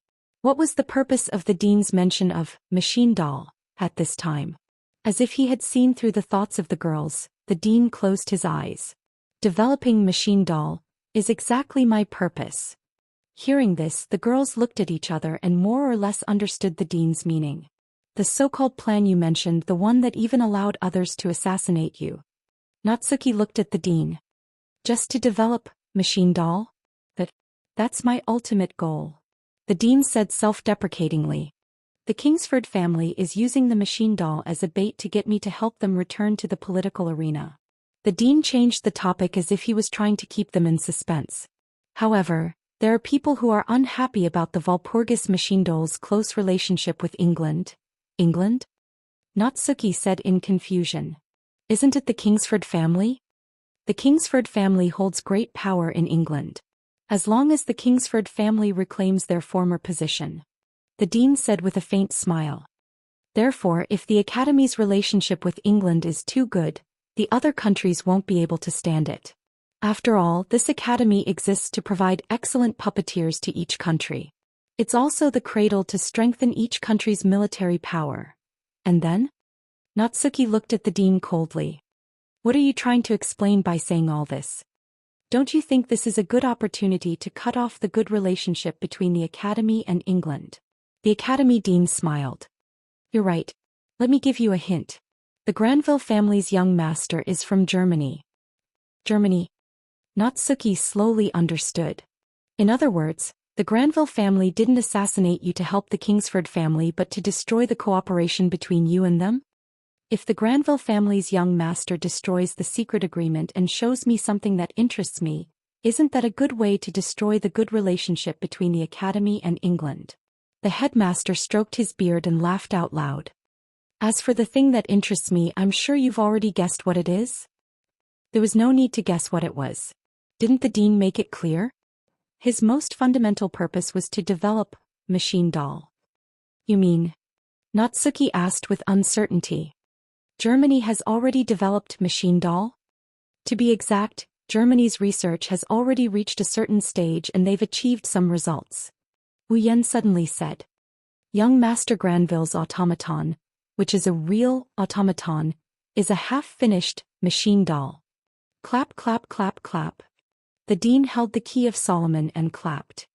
You already know the inside story to this extent.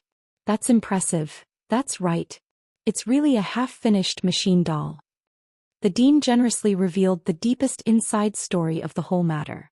Germany has already developed a semi-finished product of machine doll, and if they show me a little of this result, I will be tempted to conduct joint research with Germany, ditch England and join Germany. This is the purpose of the Granville family. Ridiculous. Natsuki scoffed. If that's the case, why would the Granville family send someone to kill you? Didn't I just say it? The headmaster smiled strangely. It's all part of my plan. Seeing the strange expression on the principal's face, the hearts of all the young girls sank. It's not Germany that wants the academy to sever ties with England, it's you. Wu Yan looked directly at the dean. You asked the Granville family to send someone to kill you and destroy your agreement with the Kingsford family. That's just an excuse to sever ties with England. That's right. The dean waved his hand. It's impossible for the UK's research on machine doll to make any progress in a short period of time. If I want to develop machine doll, I have to abandon the UK and work with Germany. Just like you said, asking the Granville family to send someone to kill me and destroy my agreement with the Kingsford family is just an excuse to sever ties with England and join Germany. Displaying the half-finished machine doll is also to let the other higher-ups in the academy see clearly who is the best partner at this stage. Hearing this, everyone understood. Everything that happened was all part of the dean's plan. In the end, the Kingsford family didn't get any benefits at all. They became your pawns and we became your sacrificial lambs. Wu Yan said slowly in a calm tone that made one's heart palpitate. Next, you only need to execute me, the assassin, and you'll be able to get out of the danger, justifiably. You can accuse the Kingsford family of secretly sending people to kill you, and cut off all ties with the United Kingdom where the Kingsford family belongs to. Then you can join Germany, right? Yes. However, the dean replied with such a question. No. You're wrong. Chapter 1691. No. You're wrong. As soon as he said that, everyone was stunned and turned to look at the dean. I don't have the slightest intention of sacrificing you, or the people sent by the Granville family to kill me. The dean explained in a very sincere tone. Originally, I had planned to cut ties with the United Kingdom and draw up a cooperation agreement with Germany before making an appearance. Then I would reveal the fact that you were being used, clear your name of assassinating the president, and allow you to continue living in the academy. Natsuki, Ikaros, Agrora, Canon, and even the naive Astria couldn't believe what they heard.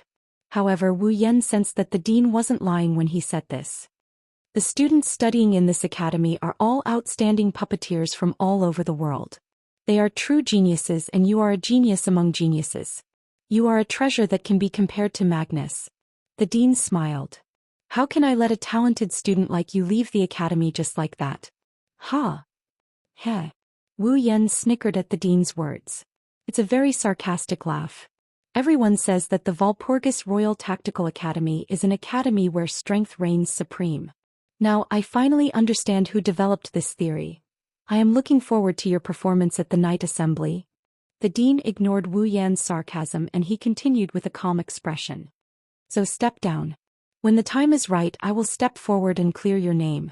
Of course, I will also ask the Granville family to release Oliette. We will pretend this never happened.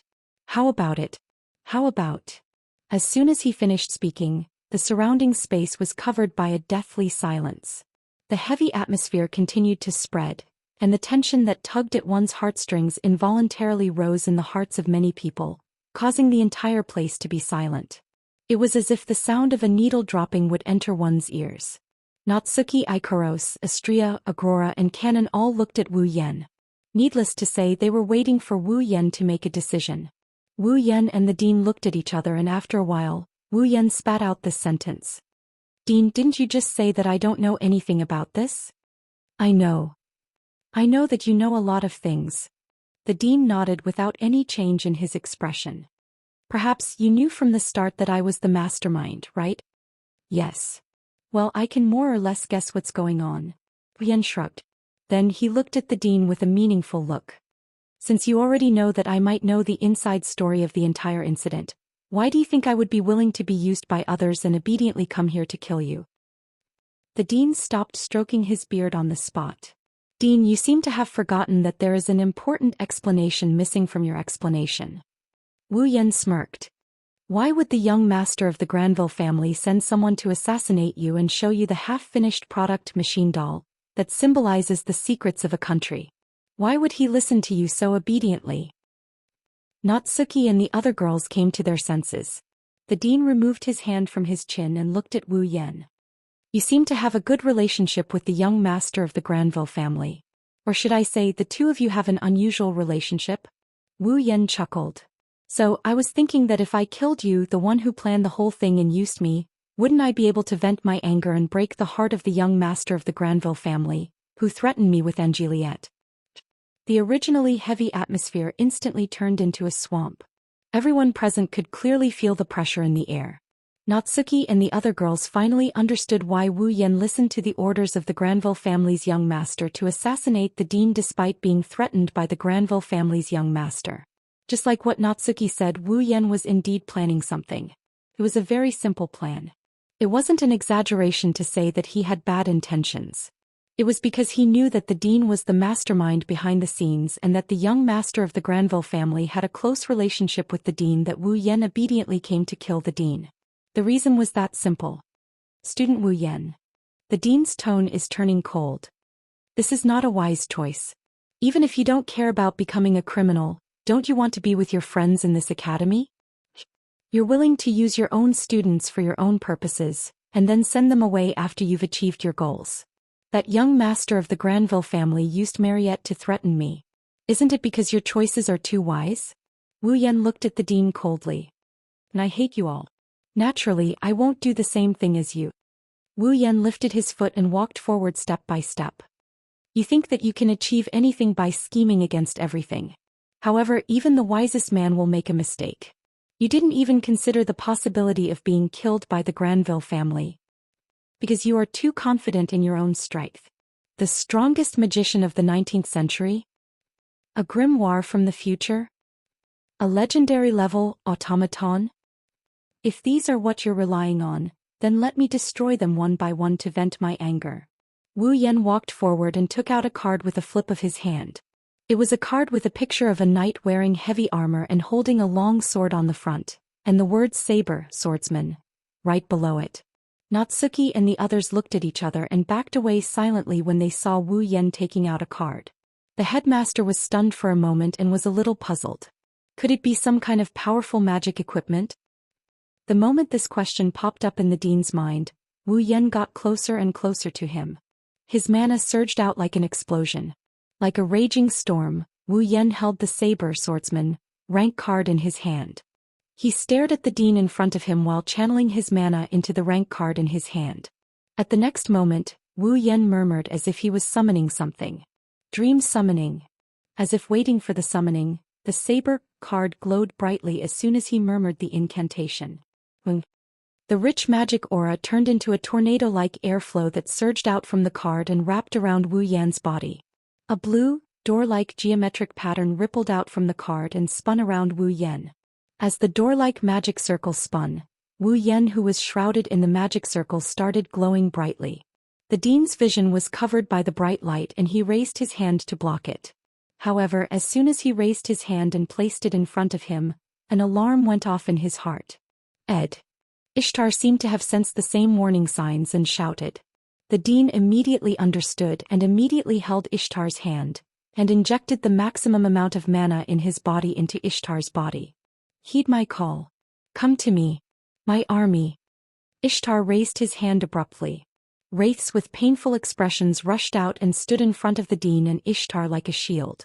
Almost at the same time, a shockwave blasted out from the bright light and crashed into the group of vengeful spirits that formed the shield. Bam! Accompanied by the sound of a collision, the group of resentful spirits that could corrode everything actually let out silent roars under the impact of the shockwave. Like a black fog blown by a gust of wind, they exploded and scattered. Both the dean and Ishtar trembled and raised their hands in front of themselves, trying to block the incoming shockwave. However, what landed on them was a gust of strong wind that blew them backward. The source of the shockwave was the wind. It was the wind that blew the group of vengeful spirits away. R1152. Chapter 1692. Many thanks to Night Creature and Huan Yin Hua Shang for their tips. In the vast space, the wind howled and howled, stirring up sand and dust that spread in all directions. The violent magic power was strong enough to prick one's skin. It was as if there were strands of electricity lingering in the air. The president and Ishtar did not intend to waste any time when the wind weakened. They raised their eyes and stared at the front against the howling wind and the dazzling light. When the Dean and Ishtar saw the scene in the center of the bright light, both of them showed the same stunned expression almost at the same time. Because what entered their eyes was no longer a gust of wind and a strong light, but a figure from behind. A tall and straight silhouette. The dark blue knight's robe fluttered in the wind, creating ripples one after another. The silver-white steel boots reflected the strong light in the surroundings and flashed with a cold light, sending chills down one's spine. The figure slowly turned around, exposing its face to the president and Ishtar. Only then did the president and Ishtar see it clearly.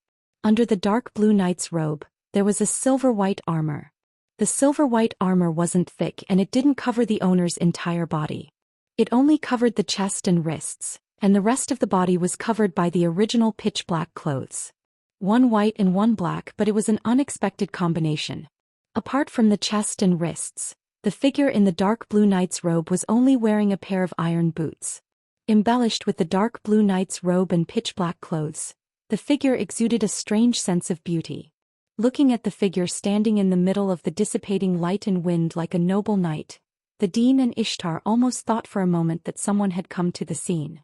But the eyes that stared straight into the eyes of the Dean and Ishtar told them that the person they were looking at was the same person as the one who had not changed.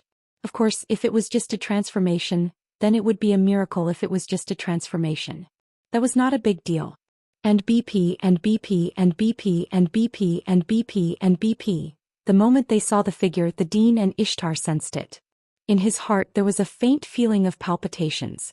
Then it definitely wasn't as simple as just transforming. Now is not the time for you to think about so many things. The Dean and Ishtar couldn't help but wonder about the situation in front of them. An indifferent voice sounded. It reached their ears. If you don't pay attention to it, you'll be in trouble. Don't blame me if you die later. And BP and BP and BP and BP and BP and BP. On the opposite side, Wu Yan slowly raised his head. His wine-red eyes flashed with a cold glint. He raised his hand as if he was holding something. A vast amount of magic quickly gathered in his hand and turned into a whirlwind, swirling in a strange manner. Holding an invisible object that was swirling in the strange whirlwind, Wu Yan suddenly stabbed at the space in front of him without any fancy moves. Whoosh! In an instant the strange whirlwind violently shot out and flashed through the void. It was as cold as a blade and as fast as lightning. It flashed in front of the president and Ishtar. The Dean and Ishtar keenly sensed that an invisible shockwave, similar to the one used to disperse the horde of wraiths earlier, was shooting toward them like an arrow. Their hair and clothes fluttered wildly in the wind. Their faces immediately changed. However, the Dean was indeed the strongest magician in the 19th century. Before the impact hit him, he reacted in time and poured his magic power into Ishtar's body. Ishtar also reacted immediately. He raised his hand and summoned a dense swarm of vengeful spirits. The vengeful spirits covered the sky and collided with the incoming impact. Bam! In the next second, a strong wind rippled out from the center of the field, causing the ground to shake violently and crack open as if it was about to collapse. Cracks spread out from the ground in the center of the field, and the strong wind swept out. Some of the gravel was directly shaken into powder and blown away by the strong wind. Did you manage to block it? Wu Yan snickered and he retracted his hand as if he's holding on to an invisible gust of wind. In that case, why don't we try blocking it one more time? After that, under Wu Yan's fierce thrust, an impact twice the size of the previous one rushed toward the president and Ishtar. The Dean didn't try to block the attack like Wu Yan expected. Instead, he channeled his mana and enveloped himself in Ishtar's body. His lungua glowed with a dim light and the two of them levitated into the air, evading the attack. That was the power of telekinesis. Looking at the Dean who used his telekinesis to fly up into the air, Wu Yan waved his hand that looked like he was holding something. After images of light and the sound of air breaking could be heard as he waved his hand. At first glance it seemed to be a meaningless action, but the president and Ishtar's faces tightened. Swish, swish, swish, swish, swish. Wu Yan brandished his sword and the strong winds turned into wind blades or invisible slashes. They rained down from the sky and covering the earth. Facing the wind blades that were invisible to the naked eye but could clearly sense, the president's face became more and more serious. The magic in his body surged in an instant.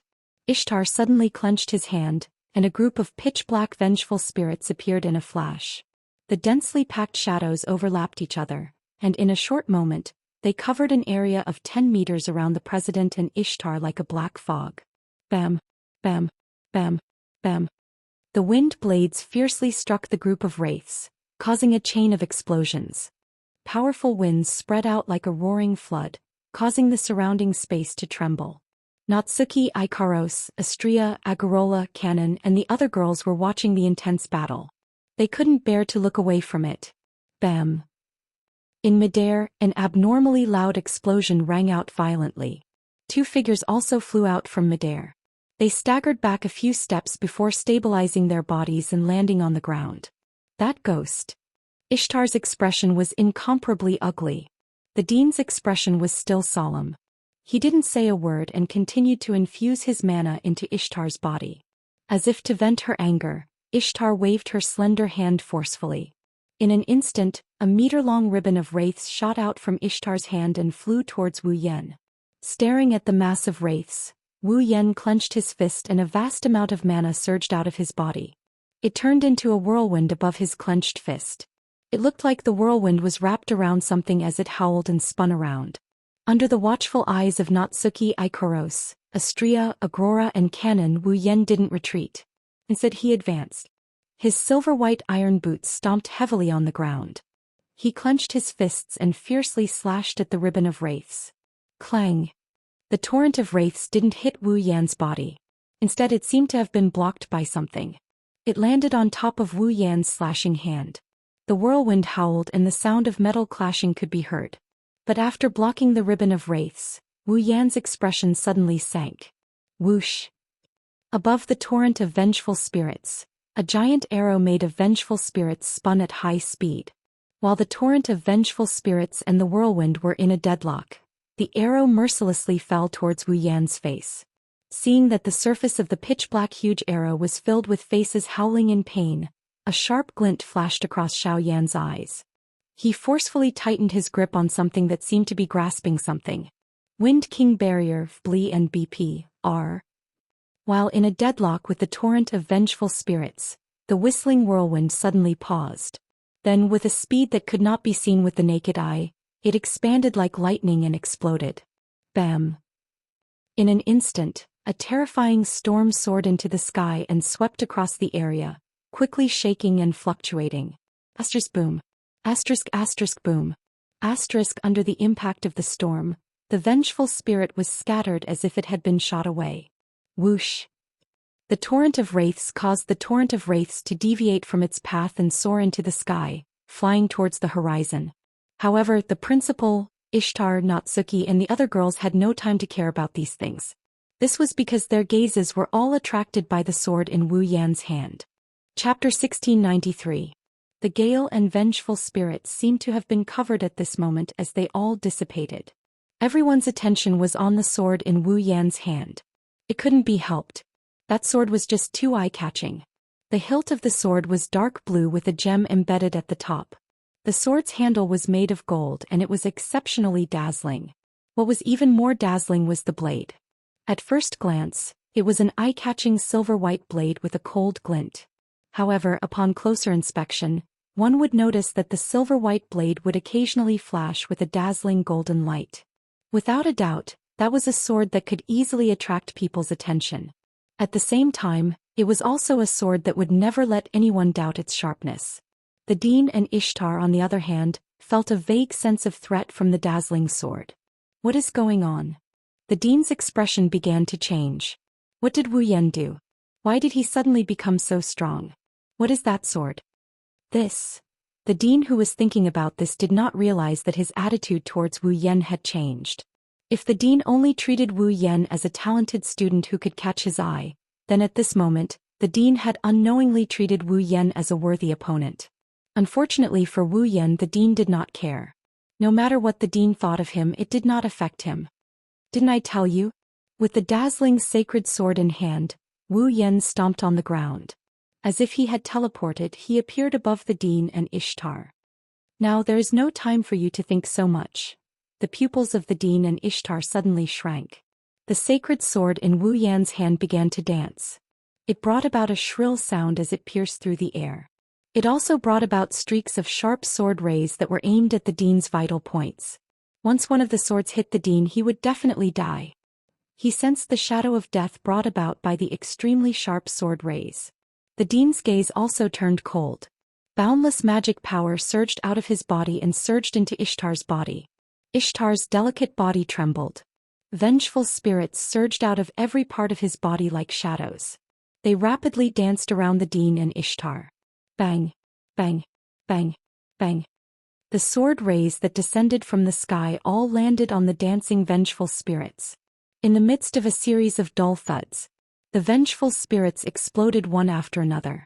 As the sharp sword rays exploded the vengeful spirits one by one, the ground where Ishtar was standing seemed to be unable to withstand the heavy pressure.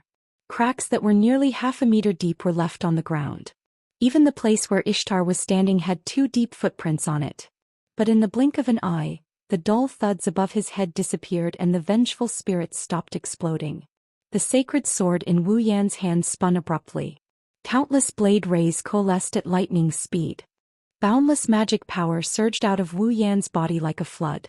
The sacred sword swept across an extremely tricky arc like a lightning bolt, miraculously avoiding the vengeful spirits one after another, and pierced toward the dean's throat. Wu Yan didn't hold back at all. The dean was infuriated when he saw how merciless Wu Yan was. He channeled his magic power into telekinesis and he grabbed one of the vengeful spirits and dragged it to his throat. Boom! The tip of the sacred sword instantly pierced the vengeful spirit that was pulled to his throat by the dean's psychokinesis and used as a shield. The vengeful spirit exploded. Wu Yan was surprised that the dean actually used such a method to block his attack. Corrode. At this moment, Ishtar suddenly raised one of his hands and aimed his palm at Wu Yan. A thick black mist emerged from his palm and vengeful spirits flew out one after another, pouncing on Wu Yan. A fishy stench drilled into the tip of Wu Yan's nose, leaving Wu Yan sulking. He didn't hesitate and slashed at the vengeful spirits with the sacred sword in his hand. Piff-a-fiff. As soon as the sharp slashes collided with the vengeful spirits were instantly shattered into powder like volcanic ash. Poochie poochie poochie poochie. As the slashes landed on the vengeful spirits, ripping sounds filled the air. One by one the wraiths were slashed into 2 halves by the holy sword. Then they turned into ashes and dissipated. As time passed, the vengeful spirits dwindled and the dean and Ishtar became more and more astonished. That sword. The dean stared at the sacred sword in Wu Yan's hand in astonishment. It can actually come into contact with Queen Ishtar's vengeful spirits so many times without being affected at all? Even though Ishtar's vengeful spirits weren't truly invincible, there were still some existences that could resist them. But after coming into contact with such corrosive vengeful spirits for so many times, the sword wasn't affected at all. The blade was still as dazzling as ever. This was the first time the dean witnessed such a thing. Wind King enchantment, my lady I Blair. Suddenly a cold bellow echoed in the air. Before the dean and Ishtar could react, the dazzling sacred sword above their heads suddenly stirred up a whirlwind. Shortly after, a 10-meter-long violent tornado-like impact burst out from the sacred sword. It flashed across the air, dispersing all the vengeful spirits in its path, and crashed into the dean and Ishtar. Bam! Such a powerful impact directly scattered the wraiths and sent the dean and Ishtar flying. If it wasn't for the dean's timely use of telekinesis to support their bodies, the 2 of them would have crashed to the ground. Thief! Ishtar had never thought that he would end up in such a pathetic state. He was finally enraged. Give me your magical power. I want to summon the second batch of troops. The dean didn't object and extended his hand to Ishtar. But at this moment the surrounding ground, trees, buildings, and even heaven and earth seemed to have turned into a dreamland as they flashed with a dazzling golden radiance. The dean's outstretched hand came to a halt. His pupils gradually narrowed until they were the size of a needle tip. Then he slowly turned his head and looked in the direction of Wu Yan. In the middle of the dazzling golden radiance, Wu Yan was wearing a dark blue night robe. His chest, wrists, and feet were covered with silver-white armor. He held the sacred sword in his hands high above his head. Suddenly, streams of golden light rose from the surroundings like shooting stars. They flowed towards the sacred sword in Wu Yan's hand and infused into the sacred sword. As the streams of light flowed into the sacred sword turned into a ray of light and shone in the middle of heaven and earth.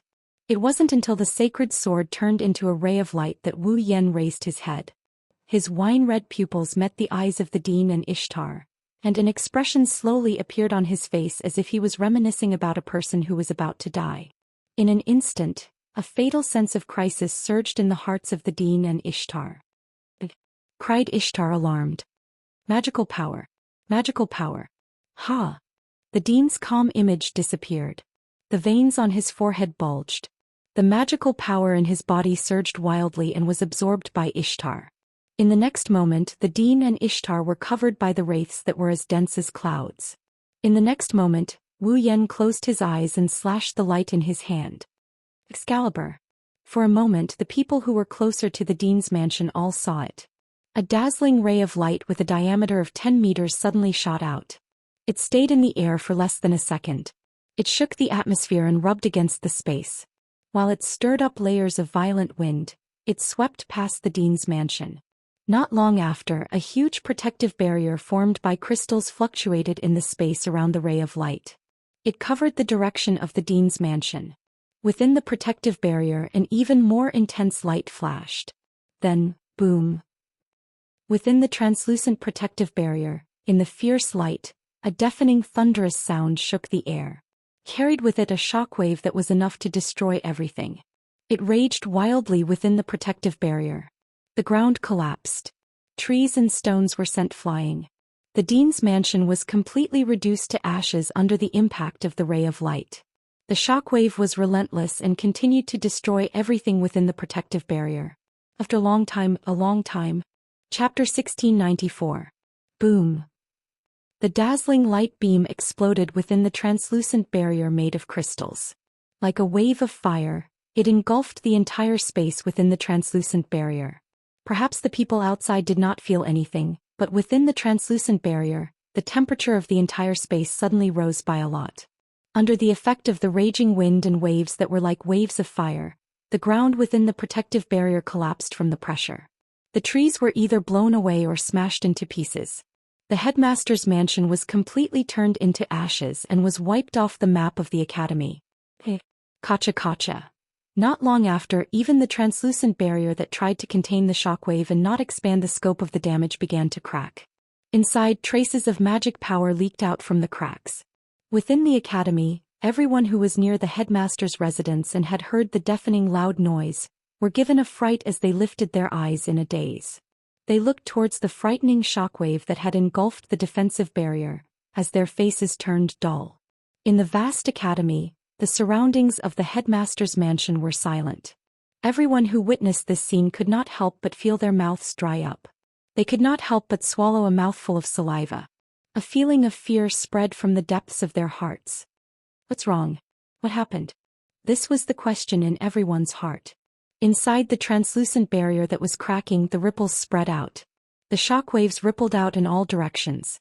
With the explosion point as the center, everything in the vicinity suffered a devastating blow. No one knew how long it lasted. When the barrier was about to collapse and shatter, the shockwave gradually dissipated, revealing the place that was baptized. It could only be said that it was too horrible to look at. The ground was completely razed to the ground, just like what was written on the surface. The streets and trees were all a thing of the past. Everything was revealed under the sunlight. There was only real soil. Every corner was filled with scorch marks. Every place was filled with black smoke. Some places even had flames as if they were trying to exterminate everything. Among the things that were left behind, for example, the rubble and broken wood were burning. This area was slowly turned into a real scorched earth. In a corner of this scorched land, a translucent barrier made of crystals with cracks all over its surface shattered with a bang. It shattered into pieces. Inside the shattered translucent barrier, Natsuki Ikoros, Astria, Agrora, and Canon had different expressions as they looked ahead in silence. About 20 meters away from where Natsuki and the other girls were looking, there was only one side of the wall left. It was a broken wall. In front of the wall, Wu Yan is wearing a dark blue night robe. His chest, wrists, and feet are covered in silver armor. He held Excalibur in his hand as he stood in front of the wall, surrounded by the light of the flames. The Excalibur in his hand was raised in front of Wu Yan as he thrust it towards the dilapidated wall in front of him. To be more precise, he was aiming at a figure floating against the wall. The wall. Of course, floating against the wall isn't the right way to describe it. To be precise, it was Excalibur that pierced through the man's shoulder and nailed him to the wall. Drip. Crimson blood flowed along the Excalibur and dripped onto the charred ground. Slap.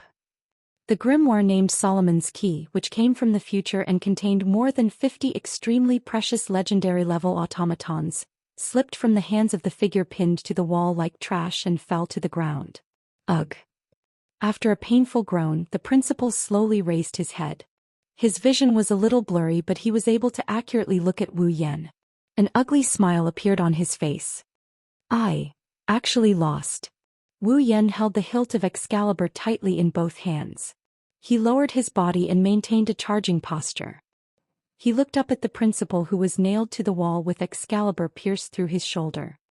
You who have calculated everything, did you think this would happen? How is this possible? As if the wound on his shoulder that was madly bleeding was fake, the dean smiled weakly without the slightest bit of pain. Although I have always thought that one day, I, who is known as the strongest magician in the 19 worlds, will lose to someone, but I never thought that this day would actually appear now, and the opponent, my student, only. I used my full strength. Used my full strength? Wu Yan lowered his eyes. Indeed, Ishtar has also said that she has a second batch of troops. In that case, it's hard to say that she doesn't have a third batch of troops, a fourth batch of troops, or even dozens of batches of troops. Not only that, you also have other automaton in your Key of Solomon. Indeed, you haven't gone all out yet. Although he said that Wu Yan himself had not used his full strength either. His level and power are all restricted by the bracelet. He can't use any of his own power. However, the bracelet didn't restrict him from using items. It was because of this loophole that Wu Yan was able to use his class card and dream summoning. He was able to use the power of his heroic spirit to suppress the strongest magician in the 19th century. The strongest magician of the 19th century didn't use any of Ishtar's other armies, he didn't use any automaton. But Wu Yan didn't use any of his cards either, right? His strongest class card wasn't the saber, sword soldier. Natsuki Ikoros, Astria, Agrora, Canon, and the others didn't make a move either. They were all hiding their trump cards. Even the strongest magician in the 19th century would not be able to do anything if they used all their trump cards. Of course, Wu Yan isn't going to talk about this. Pfft. Wu Yan pulled out his Excalibur from the dean's shoulder. Humph. The headmaster let out a muffled groan as blood spurted out from his shoulder. His body brushed against the wall, leaving a hideous trail of blood on it as he slowly slid down and fell to the ground. Hee. Although his shoulder and other parts of his body were in excruciating pain, the dean still forced a smile on his face. So, Wu Yansen, you should be done venting your anger, right? Wu Yan glanced at the dean who was lying on the ground. The Excalibur in his hand flashed and slashed across the dean's shoulder. Pfft. Following such a crisp tearing sound, an arm flew into the sky. Ah! This time the dean couldn't hold back anymore. He hugged his severed arm and screamed in agony. Wu Yan exhaled in response to the dean's pitiful state. Now I've vented my anger. Swish. Just as he finished his sentence, a shadow flashed in front of Wu Yan and raised his leg to kick Wu Yan. Unfortunately, before the shadow could kick Wu Yan, a spatial ripple rippled in front of Wu Yan. A chain glowing in purple light emerged from the ripple and lashed at the shadow like a whip. Bam! With a muffled sound, the afterimage was sent flying like a kite with a broken string. It glided in a perfect parabola in the air, but halfway through its flight, it stabilized and landed lightly on the ground. At that moment, the dean on the ground had already disappeared and appeared beside the ambusher on the ground. Beside the ambusher, another figure suddenly appeared. He squatted on the ground and pressed his hand on the spot where the dean's arm was severed. His gaze shot forward. His gaze was filled with murderous intent. Chapter 1695. The lock of discipline slowly retracted back into the spatial ripple. However, the spatial ripple didn't disappear just like that. Instead, it expanded to about 5 meters in diameter. Natsuki, Ikaros, Astria, Agrora, and Cannon appeared from the ripples in space. They stood in a straight line in front of Wu Yan with the Excalibur sword in his hand as they looked ahead. There were 3 people standing there. The dean was lying on the ground with a painful expression while holding his severed arm. Standing in front of the dean is a man wearing a pair of tinted glasses and looking at Wu Yan and Co. with a hostile expression. He is dressed like a deacon. The last one was an elegant young man who was crouching beside the dean while holding his severed arm. His eyes were filled with killing intent and anger. Wu Yan is the one who sent Wu Yan to kill the dean, the head of the Granville family's nightclub executive department, and his automaton, Titian, the semi-finished product named Shinobu Ine. Shinobu appeared out of nowhere and ambushed Wu Yan. He was sent flying by Natsuki's lock of discipline. Of course, Shinobu wasn't here to ambush Wu Yan. He was here to distract Wu Yan and rescue the dean. Wu Yan and the girls stood in the middle of the scorched earth. They exchanged glances with Kazuma, who is standing not far away from them, causing the atmosphere to tense up. Looking at the killing intent and anger in the boy's eyes, Wu Yan raised an eyebrow and laughed. His laughter was very sarcastic. "I say, head of the night meeting executive department, what is the meaning of this?" The young man glared at Wu Yan. His expression kept changing between anger and killing intent, hesitation and struggle. It's a complicated mix of emotions, but he didn't say anything. That was only natural. Even if Shinobu opened his mouth, he wouldn't know what to say. "I really want to know what kind of development this is," Wu Yan said with a smile that isn't a smile. "You were the one who ordered us to kill the dean."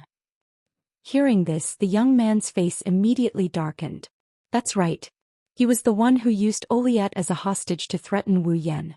He was the one who ordered Wu Yan to kill the dean. But now he was the one who ordered his men to kill the dean. He personally saved the person he ordered to be killed. That's why Shinobu was speechless. Shinobu was slapping himself in the face. However, the young man really knew how to control his emotions. Realizing that he was slightly agitated, he closed his eyes and took a few deep breaths. When he opened his eyes again, he had the same annoying smile on his face as before. This is amazing. I didn't expect the famous Crimson Eyes to defeat the strongest magician of the 19th century. This is amazing. My goal isn't to defeat you. Wu Yan ignored the guy who's trying to change the topic. He looked at the guy with a deep gaze. My goal is to kill the academy head. Shinobu's annoying smile froze for a moment. He waved his hand elegantly. Thank you for your hard work. But this is enough. This is enough. Wu Yan asked a question he already knew the answer to. Why? Because. After thinking about it, killing the dean now will cause a lot of unnecessary trouble. Shinobu cursed in his heart. But he still maintained the smile on his face. Therefore, Dean, please spare his life for the time being. How can that be? Wu Yan's expression slowly turned into a sneer. For Oliet, I have to complete my mission, don't I? You. Shinobu clenched his teeth and lowered his head. After a long time he sighed. Alright, Crimson Eyes. You probably know about the agreement between the Dean and the Granville family. So I won't let you kill the Dean. Of course we won't trouble Oliet anymore. Just treat it as if you're putting on a show with us. How about you stop now? What a pity. That's a shame. This time Wu Yan sincerely expressed his regret. Initially, I thought that you would charge at me like a madman after I cut off the Dean's arm just like that. Oh? Shinobu said with a fake smile. Why do you think so? Isn't that a matter of course? Wu Yan tilted his head and said something that made Shinobu unable to maintain his smile. After all, the Dean of the Academy is your biological father, the elf Peter, Alice, and you're not the only one. Alice Bernstein. Alice Bernstein? Natsuki and the other girls were stunned on the spot. Shinobu, who lost his smile, stared at Wu Yan for a while before standing up.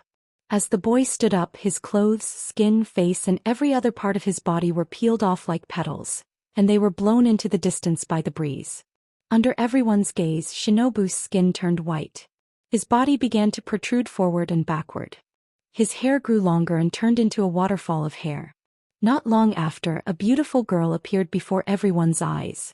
Her silver hair was like a meteor, drawing a long trail in the air. It fluttered in the wind like a feather hanging down to her waist. It shone with a dazzling brilliance. Her facial features were well defined. Her eyes were slightly slender and her nose was high. Her eyes were like emeralds, shining brightly. This is a beautiful girl without a doubt. However, Wu Yan's expression didn't change at all. Natsuki, Ikaros, Astria, Agurora, Canon, and the other girls' faces darkened when they saw her. It turned out that the boy who tried to use them was someone else in disguise all along. Should I say this is our first meeting? Her name is Alice. Bernstein's girl looked up and let out a light voice that could make one's bones go numb. However, what I'm more curious about is, when did you find out about my true identity? Huh. I can't help but laugh at your question. Wu Yan glanced at Alice. Didn't I tell you when we first met? Huh. When we first met. Alice frowned. Her mind wandered back to that day. The head of the nightclub's executive department, number 10 of the RNDS, Cedric Granville. Cedric Granville. In the meeting hall of the executive department of the night party, when Alice, who pretended to be the director of the executive department of the night party, was about to introduce herself, the man who was standing opposite her and was about to fall into her trap uttered such a sentence. Let's assume that you're that person for now. For the time being, just treat me as that person. Alice murmured and smiled bitterly. So that's how it is. I've been exposed from the start. Even my plan has been exposed. That's why you beat me at my own game and followed my orders to assassinate the dean? Well, it's not that. Wu Yan said with an indifferent expression. It's just that I'll be in a better mood if I do that. Then we really are alike. Alice pursed her lips into a smile. We're both scheming against others to please ourselves. Don't compare me to you. Wu Yan retorted without holding back. My motto is to not offend others unless offended. I'm different from you who dragged unrelated people into this mess just to please yourself. Even your soul is rotten. Thank you for your exaggeration. Alice showed a pitiful smile as if she had been praised. The reason I've lived until now is to obtain everything I love and then destroy them all. Is that so? Wu Yan nodded. Then before I wish you success, I'll give you a piece of advice. No, a warning. I'm almost done with this game. Wu Yan looked straight at Alice. That's why you should stop messing around with Angeliette. Otherwise, I can't guarantee that your dear father won't lose another arm. Alice's smile froze on her face. Wu Yan, on the other hand, didn't even look at Alice. He turned around and left the scorched earth with the girls in tow. Chapter 1696. Buzz. As soon as they left the area of the dean's residence, Wu Yan's body flashed with a strong light. The dark blue night robe on his body, the silver-white armor that covered his chest, wrists, and feet, and the Excalibur all turned into light particles amidst the rich radiance, gathering in the air and gradually condensing into a class card with the word Saber. Reaching out his hand, Wu Yan took out the Saber, Swordsman, rank card. Looking at the picture of a knight holding a sword and wearing heavy armor, Wu Yan let out a long sigh. What do you plan to do next? Natsuki stared straight ahead as she walked forward. Do you still intend to stay in the academy? Ikaros, Astria, Agrora and Canon looked at Wu Yan at the same time. Seems like they had the same question in their minds. Wu Yan glanced at the group of girls and took in their gazes. After pondering for a moment, he shook his head. Forget it. The replication of Eve's heart is almost complete. Besides, I've already chopped off the dean's hand. If I continue to stay here, things might become very troublesome.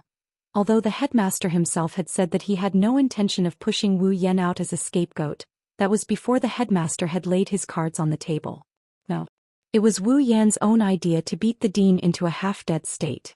It could also be said that he was using his own will to hurt the dean of the Walpurgis Wangli Tactical Academy.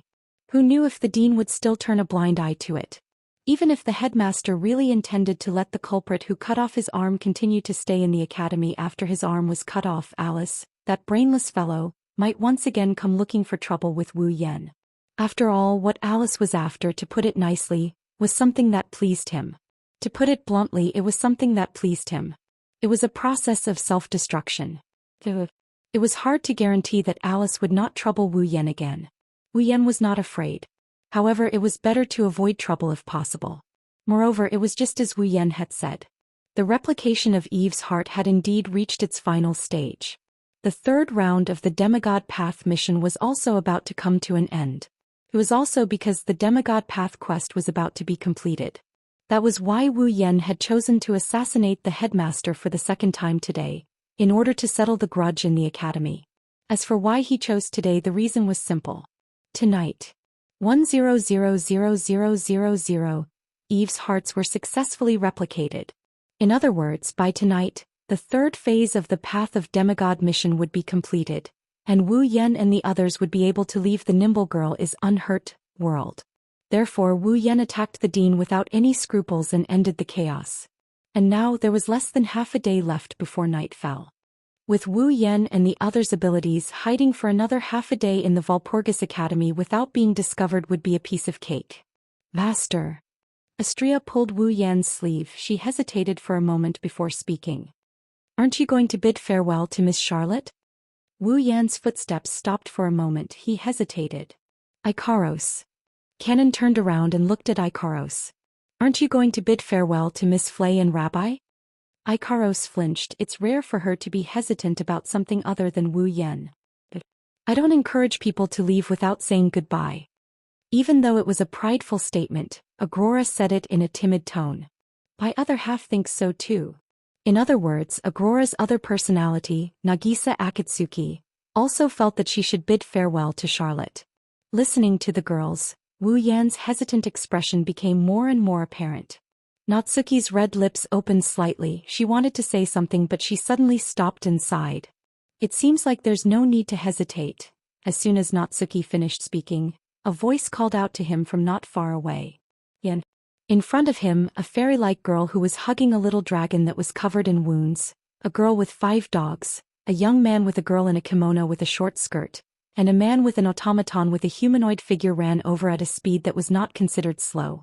Looking at the group of 2 guys and 2 girls, especially the girl who is carrying a wounded little dragon and running towards him with an anxious and worried look on her face, Wu Yan's hesitation was swept away and he bitterly laughed. Charlotte, Flay, Raisin, and Loki ran over to Wu Yan with their automaton. To be exact, after running for a distance, Flay, Raisin, and Loki stopped. Charlotte was the only one who ran over to Wu Yan. The distance between the two of them was only a short 2 to 3 meters. When the wine-red pupils and the azure-blue eyes met, waves of emotions surged within them. It was as if there were thousands of words that they wanted to say, but they couldn't say a single word. Natsuki, Ikaros, Astria, Agrora, Canon, and the other girls moved away and walked over to Flay and the others. They started chatting about something. It was clear the girls wanted to give Wu Yan and Charlotte some space. A space to bid farewell to each other. Charlotte tightly hugged the silent little dragon in her arms and asked nervously. Did you? Seeing Charlotte's nervous expression, Wu Yan chuckled. Don't worry, I didn't kill the school head. I only taught him a lesson. Charlotte released a sigh of relief when she heard Wu Yan's explanation. At the same time, she also felt a bit confused. A lot of things happened. Wu Yan did not explain. He merely smiled at Charlotte. You only need to know that you and your younger sister can live peacefully together in the future. That's enough. Seeing the smile on Wu Yan's face and hearing Wu Yan's words, Charlotte felt pain in her heart. She couldn't hold back her tears and started sobbing. Who needs you to meddle in other people's business? At the end of the day, you still can't be honest with me. Wu Yan bitterly smiled. And here I thought you would be a little more honest. I have always been this honest. After saying something that even she didn't believe, Charlotte rubbed her eyes and lowered her head. Are you planning to leave the academy? Should I say that her intuition is always accurate? Even though they only exchanged a few sentences and the content was completely unrelated, Charlotte could still faintly feel it. Before her eyes, The person she loved with great difficulty was about to leave her side. Even though I caused a lot of trouble, I'm not so kind as to clean up the aftermath. Wu Yan said with a teasing tone. What? You can't bear to part with me? Who would be reluctant to part with a pervert like you? Charlotte lowered her head so no one could see her expression. However, the words that came out of her mouth were squeezed out. Her heart was filled with sorrow. If you want to leave, then I won't. I won't. You won't ask me to stay, right? Wu Yan said helplessly. That would be for the best. If you ask me to stay, I'm worried that I won't be able to resist. Charlotte bit her lips tightly. She wanted to say something but she couldn't. In the end she could only say such a sentence. Will you come back? That's hard to say. Wu Yan looked directly at Charlotte and his voice became gentle. But when I practice with you I'll definitely come back. Charlotte finally raised her head and met Wu Yan's gaze with her teary eyes. She didn't look away. If you lie to me I'll blast you to smithereens. That's really scary. Wu Yan pretended to be afraid and patted his chest. Looks like I'll have to find time to practice with you as soon as possible. Of course. Charlotte said with her usual impolite tone. She stood on her tiptoes and kissed him on the lips while he was still in a daze. You know the consequences of lying to me. Charlotte revealed her most beautiful smile. Wu Yan came back to his senses and smiled helplessly. Chapter 1697. The incident that happened in the Dean's mansion spread across the entire Walpurgis Wangli Tactical Academy in less than half a day. Although it was said to spread across the entire Walpurgis Wangli Tactical Academy, in fact, what was spread out was that the entire area around the Dean's mansion had been turned into scorched earth. It couldn't be helped. No matter how much he tried to hide it, it was something that couldn't be hidden. Under the strike of Excalibur's true name Liberation, the scene of the Dean's mansion being completely destroyed was witnessed by quite a number of people in the vicinity. If it wasn't for Wu Yan infusing his mana into Ikaros' body after releasing Excalibur's true name and allowing her to build an Aegis, absolute defense circle, the destruction wouldn't only be limited to the Dean's mansion. How could such a huge commotion be hidden? Therefore, in less than half a day's time, the matter of the Academy Dean's residence being burned to the ground became known to everyone. Other than that, there was another thing that everyone knew. The Dean had lost an arm. It was also something that couldn't be hidden. The students of the Walpurgis Wangli Tactical Academy were in an uproar and many speculations about the Dean's missing arm popped up one after another. Not long ago, Wu Yan attacked the Dean under the watchful eyes of the crowd and caused quite a commotion. Naturally, the incident of the Dean losing an arm couldn't escape the speculations of being assassinated by Wu Yan. One had to admit that although most of the rumors couldn't be trusted, they wouldn't come out of nowhere. That was the truth. Many of the students of the Walpurgis Wangli Tactical Academy believed in the speculations as well. However, just as many of them were feeling indignant about it, the Dean who was staying in the infirmary of the medical department supported his pale face with a broken arm and announced something to the crowd. The one who tried to kill me was a man who disguised himself as the director of the nightclub executive department. Cedric Granville, the thief. After leaving that statement, the Dean entered the medical department's dormitory once again. He started to recover. Not long after, the guards and the disciplinary committee of the Walpurgis Wangli Tactical Academy found the imprisoned Cedric Granville in a secret location. Cedric Granville. He had saved him. As a result, this incident was reduced to an invasion by foreign terrorists, and the case was finally closed. Since the Dean and the higher-ups of the Academy decided to close the case, even though the Dean didn't explain why Scarlet Eyes attacked him, the other unrelated members of the Academy couldn't say anything about it. The incident had a strong start but a weak end and the curtains were drawn. Regarding this, Charlot, Flay, Raisin and Rocky, the four people who knew the inside story to a certain degree, remained silent and continued with their lives in the Academy. As for what they were thinking in their hearts, only they themselves knew. The curtain of night gradually descended. In the depths of the forest of the Walpurgis Wangli Tactical Academy, Wu Yan stood in the center of an empty space. Natsuki, Ikaros, Astria, Nagisa and Kanon stood behind him. Everyone's gaze was focused on the space in front of them. They were staring at a crimson ripple in space without blinking. They have been in this state for quite some time now. If one looked closely, they would notice that inside the crimson ripple, Wu Yan and the others were staring at a sphere that was emitting light. They were spherical hearts that were emitting light and beating rhythmically as if they were glowing. These balls were glowing and beating rhythmically like glowing hearts. They were none other than Eve's heart.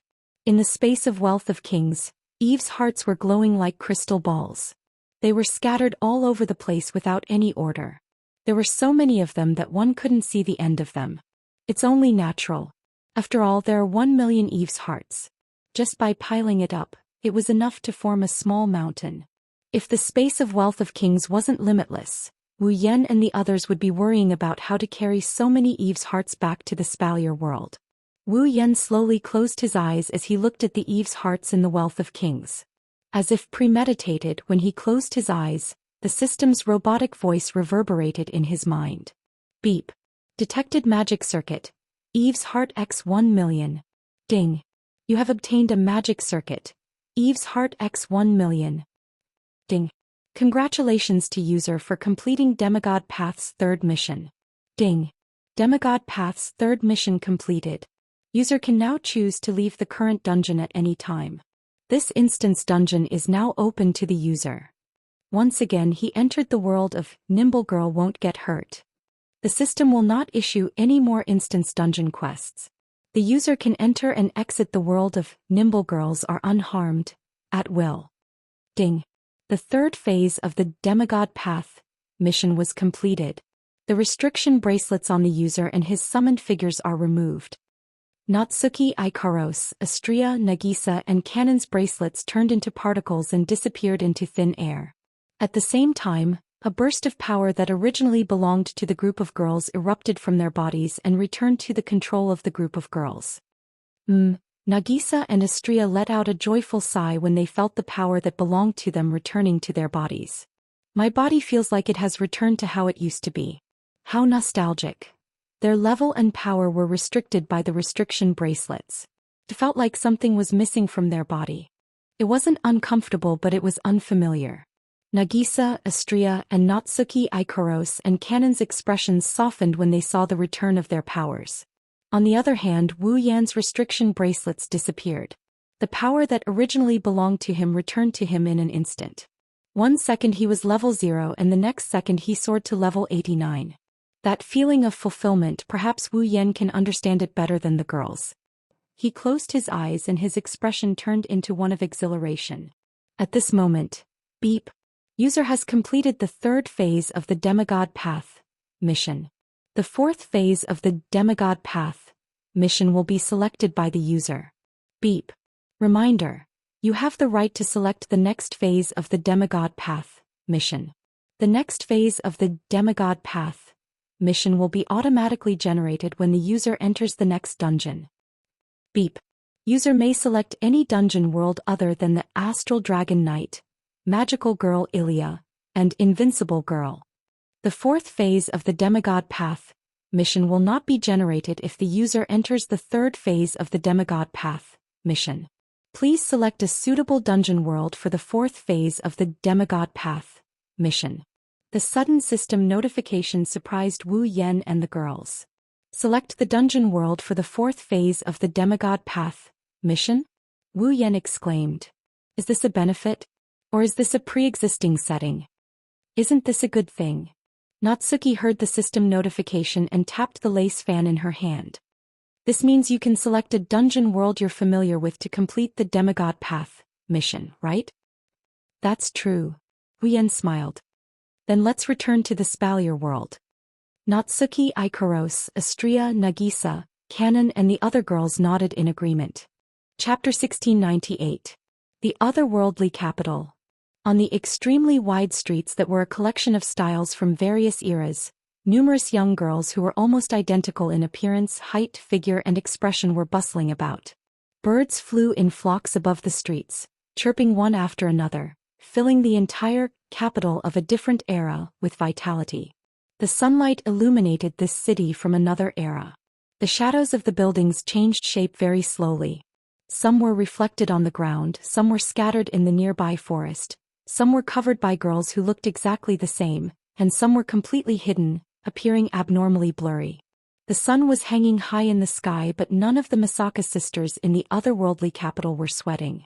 That was because the barrier that covered the entire otherworldly capital didn't block out the sunlight, moonlight, and starlight, but it didn't allow everything to enter the city. At least in terms of temperature, the otherworldly capital maintained a relatively warm temperature. The temperature didn't fluctuate much, and if the sunlight was too strong, it would be controlled to a suitable range. After that, the barrier would release the controlled sunlight into the city. Therefore, the streets of the otherworldly capital were filled with people every day. The moderate temperature didn't stop the Misaka sisters from finding a reason to stay in the streets. Walking into the streets, one could see the Misaka sisters interacting with each other. It was a heartwarming scene. In the center of the capital of alternate generations, in the topmost hall of the inverted pyramid-like building, the heart of generations, two extremely beautiful girls were gathered by the window, looking down at the scene on the street below while looking at each other. The street. Mikoto muttered. It seems very lively. Hinagiku nodded, her expression absent-minded. Yeah. Sisters. Mikoto muttered again. Seems like they're having fun. Chuju nodded again, still in a daze. Yeah. Shops. Mikoto muttered for the third time. Seems like they're selling good stuff. Chuju nodded for the third time as well, her delicate face was still in a daze. It was as if she just woke up. Yeah. After a short conversation, Hinagiku and Mikoto looked at each other, and after a long while both of them sighed. There are streets and shops. Mikoto hugged her head. She groaned in pain. Why do we have to stay here? Why can't we go shopping? This time, Chuju didn't look dazed, but her eyes twitched. Do you really want to know the reason? Mikoto went silent. The reason? Was there a need to say it? Of course it was because of Chuju and Mikoto. She didn't want to experience it again. She had been stripped naked in front of 20,000 Misaka girls on the street, and then ran back naked in front of 20,000 Misaka girls. That encounter on the streets was deeply engraved into Hinagiku and Mikoto's souls, leaving them with lingering fear. If it wasn't for the fact that there was only Misaka's sister in the otherworldly city and everyone else was girls, the two girls would have died long ago. No, that's not right. Even if there were only female Misaka girls in the entire otherworldly city, running back naked in front of 20,000 Misaka girls was enough to make Hinagiku and Mikoto want to die. That time it was simply a challenge to the shame of these two proud young girls. After that experience, no matter how crowded the streets were, Chuju and Mikoto didn't dare to go out. Damn it! Mikoto screamed like she was about to go crazy. Why isn't everyone out of the lake yet? It's just the two of us here, isn't it too boring? Yukari is really something, sleeping in the middle of the day. Chuju couldn't help but complain. It's fine if she's sleeping, but at least she could give us an idea before she goes to sleep. Too bad our sage demons are nocturnal creatures. They sleep during the day and move at night. They hibernate during the winter. That's why we can't see Yukari during the day unless it's necessary. Perhaps at night, Yukari was the only one in the generational's heart. She might have the same problem as Hinagiku and Mikoto. Who knows? Of course, it was more likely that Yukari would use the power of her gap to spy on the Misaka sisters' lives at night, and she would find pleasure in doing so. No matter what, it's much more fulfilling than Chuju and Mikoto right now. Sigh. The two proud girls could only let out a sigh.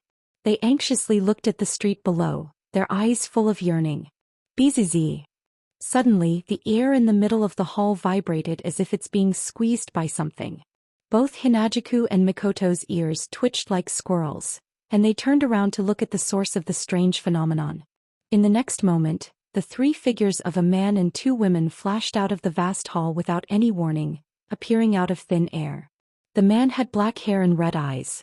He wore a black shirt, black pants, and a black jacket. As for the girls, they had pink wings and pure white wings respectively. They were dressed in white with red edges and a red pleated short skirt. They were as beautiful as angels. It was very easy for people to mistake them for goddesses who had descended to the mortal world. Just their appearance alone was extremely dazzling. Looking at the three figures of one man and two women appearing out of thin air in the middle of the hall, Hinagiku and Mikoto were stunned for a moment before their eyes lit up. Yen. Ikaros. Stria. The newcomers were none other than Wu Yen Ikaros, and Istria, who just returned from the world of Nimble Girl. Natsuki, Nagisa and Kanon transformed back into familiars and entered deep slumber inside Wu Yan's body. Wu Yan, Ikaros and Astria turned around and looked at Chuju and Mikoto. Yo. Wu Yan giggled. I'm back. Ikaros. Astria. Chuju and Mikoto ignored Wu Yan and jumped in front of Ikaros and Astria. They hugged the angelic girls while they were still in a daze. You're finally back. Ikaros and Astria were a little confused by Chuju and Mikoto's joyful behavior. However, they still hugged the two prideful girls back. The four girls hugged each other like best friends who haven't seen each other for a long time. In response, Wu Yan maintained his greeting posture. He was petrified and didn't react for a long time. What is this? Sisterly love? That's a good thing. But why didn't I get the same treatment? Thinking up to this point, Wu Yan's heart is filled with unwillingness. He turned around and looked at Ikaros and Astria who are hugging Hinajiku and Mikoto. A stiff smile appeared on his face. Chuju. Mikoto. I'm back too. Wu Yan increased the force on the word also so that it sounded like he was shouting it out loud. Chuju and Mikoto finally noticed Wu Yan's return. They looked up from Ikaros and Astria's embrace and glanced at Wu Yan. Oh. Chuju and Mikoto grabbed Ikaros and Astria's hands excitedly. You guys came back just in time. We're bored, come play some games with us. Yeah, the game console Ikaros made last time didn't come in handy, right? This is a good opportunity, let's go play together. Yeah. Chuju and Mikoto chatted with Ikaros and Astria enthusiastically while ignoring him. Wu Yan's face turned red, then green, then white and finally black. You guys. Wu Yan lowered his head and said in a low voice. He felt like he should reclaim his position as the husband. What's the meaning of this? Are you planning to rebel? Shut up. Chuju and Mikoto glared at Wu Yan. How do you know how bored we are? Bored? Wu Yan is flabbergasted. Hinajiku and Mikoto didn't have the intention to explain, they just snorted coldly, grabbed the two angelic girls' hands and walked towards their rooms. Wu Yan was the only one left in the room. His back looked bleak. Chapter 1699. Standing at the top of the Heart of Generations in the heart of the capital of alternate generations was an open-air rooftop. Wu Yan sat in an elevator that looked like it came from the future. He wanted to head to the top of the Heart of Generations. There was no other reason other than the diluted miraculous pond water that allowed all the girls to undergo their metamorphosis in the lake, which was located on the rooftop of the Heart of Generations. Currently, Hinajiku and Mikoto were welcoming Ikaros and Astria into their rooms with an attitude that would make one wonder if they're trying to get into a lesbian relationship. On the other hand, Yukari was sleeping in her room. In other words, no one in the Heart of Generations would greet Wu Yan, who just came back from the Nimble Girl Won't Get Hurt dungeon and completed the Demigod Path quest with much difficulty. One has to say this is a huge blow to Wu Yan. The Heart of Generations, the numerous girls he had, none of them accompanied him when he came back. They didn't even greet him. Wu Yan almost wanted to commit suicide because of this. Fortunately, Wu Yan used the excuse of "not all of my wives are like this. The others are undergoing their transformations," to persuade himself to not commit suicide. That was how he managed to avoid the tragic ending of dying once. With this thought in mind, Kirin felt a sense of relief. Wu Yan missed the other girls and he couldn't help but want to meet them. Of course, it was time for him to check on the girls' condition. It was said that they were undergoing metamorphosis, but up until now the girls had been soaking in the lake. It's been so long since they last met, how could he not miss her? However, Chuju and Mikoto's cold shoulder made Wu Yan miss them even more. He wanted to talk to Yukari about the Demigod Path mission, but he decided to bring it forward. With the elevator leading the way, the rooftop of the Heart of Generations was getting closer and closer. They took the elevator from the top floor of the Heart of Generations. They were heading to the rooftop of the Heart of Generations. There wasn't even a floor between them, but Wu Yan stayed in the elevator for a full 5 minutes. Then the elevator slowly came to a stop. Ding! A crisp sound effect was heard. The elevator finally came to a stop. The door of the elevator opened. Wu Yan could see the scenery outside. It was an open-air rooftop that covered a vast area.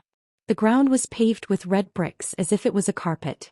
Around him were walls that were like the surface of the water, constantly swaying as if something was flowing. There was no ceiling at the top. Instead, there were bars that looked like they were made of ceramic that formed a fence that covered the entire rooftop.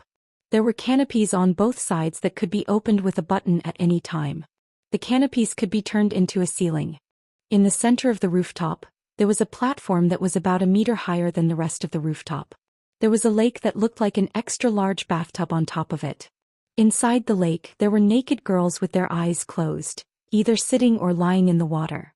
They were Wu Yan's summons, the girls that were destined to accompany him until the end of the world. At this moment, in the lake where the young girls were soaking in, a clear stream that was invisible to the naked eye flowed through the water around the naked bodies of the young girls, entering their tender and slender bodies.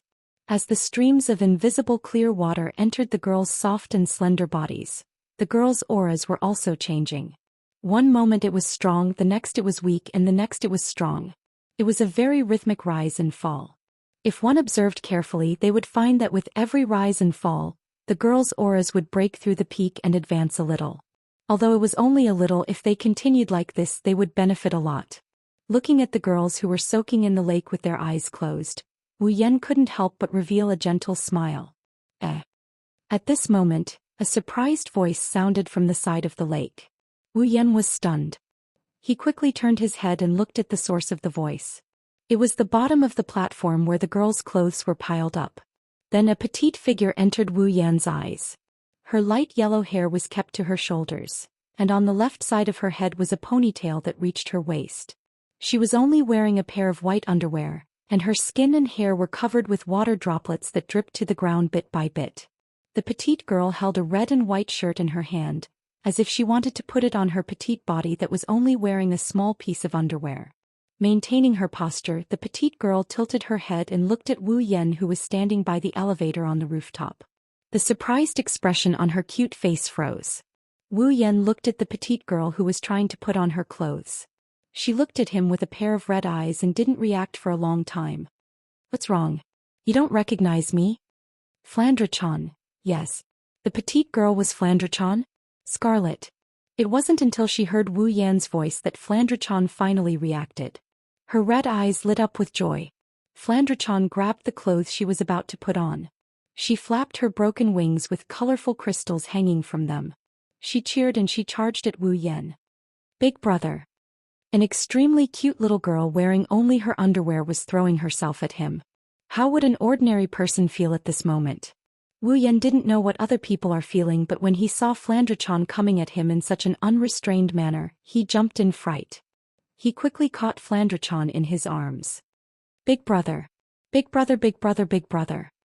Flandre-chan didn't care about her wet body. She hugged Wu Yan tightly and rubbed her head against Wu Yan's chest. "Flan missed you so much." Wu Yan wanted to scold Flandre-chan, but when he heard her words, all his emotions turned into love. He hugged her tightly. "Big brother missed you too, really?" Flandre-chan lifted her head and pouted. She looked like she was throwing a tantrum. "Then why didn't you come to see me? I've been staying in the lake all this time. It's so boring. Big brother went to do a mission." Wu Yan patted her head to comfort her. "That's why you didn't come. So, you didn't come to visit Fran because you were too busy, right?" Flandre-chan asked with a hopeful look on her face. "It's not that you don't want to see me, right?" "Of course it's not that I don't want to see Flan." Flandre-chan's cute and funny words made Wu Yan smile and scratch her nose. "Flan is so cute, who wouldn't want to see her?" "Liar." Flandre-chan's expression turned a little unhappy. "Big sister locked me up in the basement because she didn't want to see me." Wu Yan tightened his grip on Flandre-chan's wet body and sighed. It seems like Flandre-chan still hasn't gotten over Remilia's decision to lock her up in the basement. Wu Yan kept a straight face even though he's thinking about it. "What's wrong? You don't trust Big Brother?" "Of course I trust Big Brother." Flandre-chan grinned as she rubbed her face against Wu Yan's chest. Her eyes were filled with longing for Wu Yan. "Big brother is different from big sister. Big brother loves me the most and loves me the most. That's why I love Big brother the most too." Wu Yan didn't see the love in Flandre-chan's eyes, but from her actions and words he could tell that Flandre-chan likes him from the bottom of her heart. While this made him happy, it also made him like the cute little girl in his arms even more. "You really know how to make Big brother happy." "I'm not trying to make Big brother happy." Flandre-chan wrinkled her little nose. Flan is telling the truth. Yes, yes, yes, I know you're a good girl. Big brother will give you a reward, okay? Okay. Her bell-like laughter reverberated in the surrounding space, filled with warmth. Chapter 1700. Heart of Generations, Top Floor Hall. Flandrachon's light yellow hair fluttered despite the lack of wind, bouncing up and down with its owner's movements. It was fixed to the left side of her head, and her waist-length ponytail swayed back and forth like a tail. Flandrachon looked like an adorable little animal, and Zhou Xian couldn't help but want to hug her. Right now, Flandrachon was wearing her unique goth lowly outfit that was mostly red with white sprinkles. On her head was a white beret with red ribbons. Like a child who just got a new set of clothes, Flandrachon stretched her petite body and twirled in a circle on the spot. Her short red skirt with white laces swayed along with her movements, causing her cute little face to be filled with a smile. It feels good to wear clothes. Flandrachon twirled around happily while showing off her body. Flandrachon didn't realize that her cuteness had increased by several folds. She almost made Wu Yan fall into a daze. Wu Yan slapped his cheeks and he looked at Flandrachon with a peculiar glint in his eyes due to the system's perceptive sense. Flandrachon? Scarlet. Level 88. Level 88. Flandrachon is only one level away from reaching peak tier 9. Wu Yan couldn't help but gasp in surprise. He's only at peak tier 9 after all. He's only one level ahead of Flandrachon. Flandrachon's ability to destroy everything with a wave of her hand, this level difference is practically non-existent. Or rather, without using Ruby mode or summoning his familiars, Wu Yan's strength is nothing compared to Flandrachon's. Flandrachon may be one level lower than Wu Yan, but in terms of strength, Flandrachon at level 88 is stronger than Wu Yan at level 89. After the magical pond waters transformation, Flandrachon's improvement is huge. If I'm not mistaken, Flandrachon wasn't even level 85 before the magical pond waters transformation. The diluted magical pond water can improve Flandrachon's strength by so much? That's Flandrachon's improvement, such a voice said. At the same time, Wu Yan's mind was filled with questions. It rang in his ears. A pitch-black spatial rift filled with ferocious eyeballs appeared in a corner of the hall, occupying the space in that corner. Yukari slowly walked out of the spatial rift with a parasol in her hand. She yawned as she walked, looking like she just woke up. Sister Yukari. Flandrachon stopped twirling and called out in surprise. You're awake. Wu Yan was a little surprised. He quickly asked. What do you mean Flandrachon's improvement? Yukari. Have you forgotten how old Flandrachon's age is? Yukari's half asleep, half awake. As a 495-year-old vampire with such a special ability, what level of strength do you think Fran should have? Yukari. Wu Yan immediately understood what Yukari meant. Flandrachon's mental age is equivalent to a child less than 10 years old, but she's a vampire who's lived for 495 years. Flandrachon's mind and spirit have been in an abnormal state for the past 495 years due to her ability. She would abuse her ability from time to time and destroy everything in front of her, including humans. Flandrachon was no longer affected by her own abilities because her powers were sealed by the sealing aura.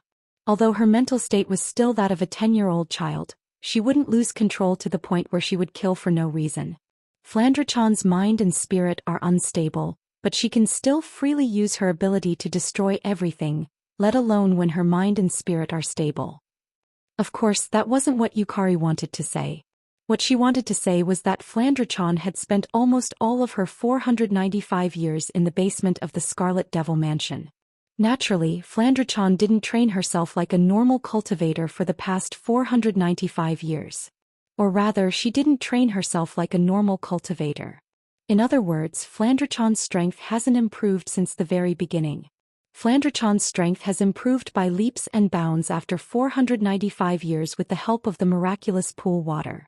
Don't underestimate Flandrachon for just a few levels. The higher the tier, the greater the gap between each level. Flandrachon's strength had more than doubled with just a few levels. With Flandrachon's ability to destroy everything in her path, other than Wu Yan who has a familiar, no one else is a match for Flandrachon among tier 9 cultivators. Is that so? Wu Yan sighed when he understood this. As expected, Yukari doesn't lack monsters. Yukari chuckled, but Flandre-chan puffed up her cheeks. Flandre-chan isn't a monster. Yes. The adorable Flandre-chan isn't a monster, she's a princess. Wu Yan patted Flandre-chan's head with a smile. Flandre-chan's dissatisfaction melted into comfort. Watching Wu Yan and Flandre-chan getting along so well, Yukari yawned again. She sat down on the sofa and crossed her legs. She looked at Wu Yan with a pair of purplish eyes filled with wisdom. The third round of the Demigod Path mission is over, right? Wu Yan picked up Flandre-chan and sat across from her. Flandre-chan happily wrapped her arms around his neck. The third round of the Demigod Path mission is much smoother than the second round. In fact, if I don't count the fact that I obtained the mission item in advance, the third round of the Demigod Path mission is the smoothest so far. I can tell just by looking at your face. Yukari tapped Wu Yan's forehead with the paper fan in her hand. So, when do you plan to proceed with the fourth round of the Demigod Path mission? I wanted to discuss this with you after you woke up. It's good that you're awake now. Wu Yan giggled. Actually, for the fourth round of the Demigod Path quest, I can choose the instance dungeon to complete. The system will automatically generate the fourth round of the quest after I enter the instance dungeon of my choice.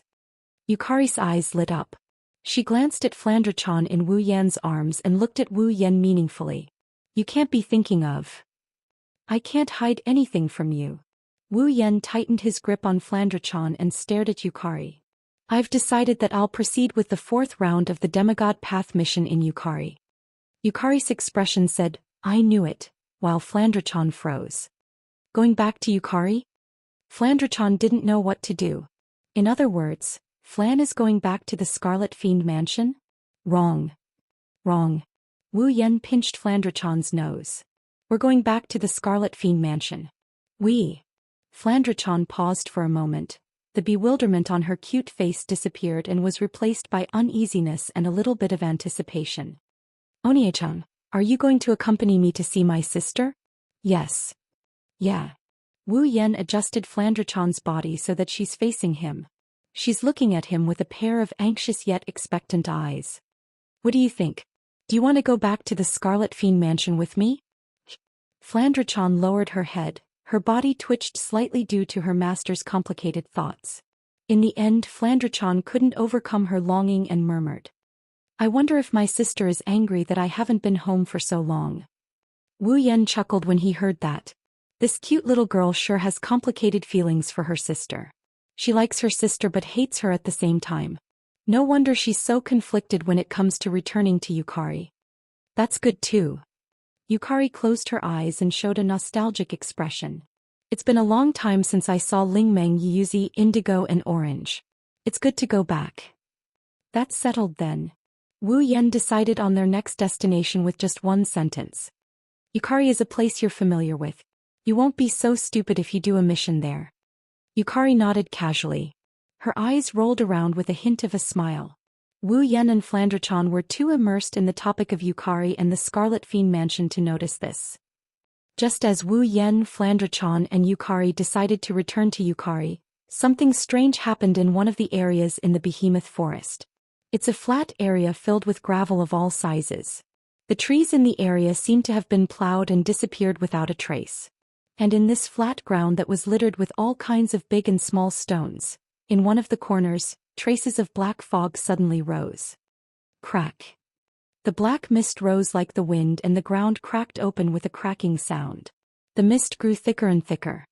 Boom. Until a certain moment the black fog seemed to have exploded, causing the ground to explode, creating a crater. Whoosh. In the incomparably dark pit, a figure shot out from the black fog and arrived in midair. Ha ha ha. Not long after, a burst of wild laughter resounded from the figure that was hovering in the air. Chapter 1701. The next morning, on the top floor of the Heart of Generations, Hinajiku, Mikoto Ikoros, and Astria were standing in a row with their gazes focused on the front.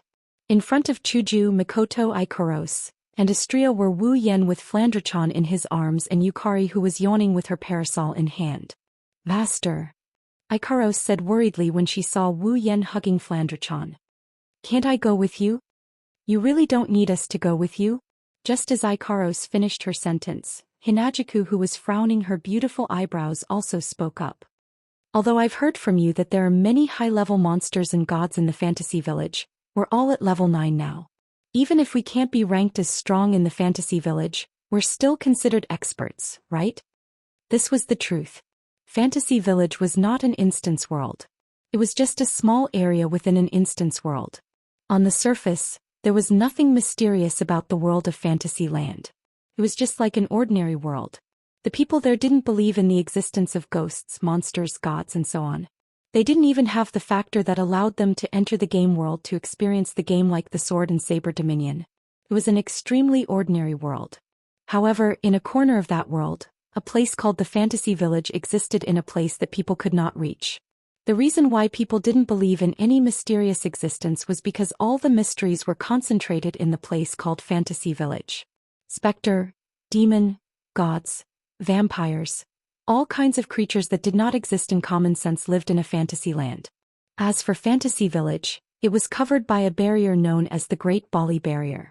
The creator of Fantasy Village, Violet, who was also known as the Sage of Monsters, had also added a barrier that separated illusion and reality.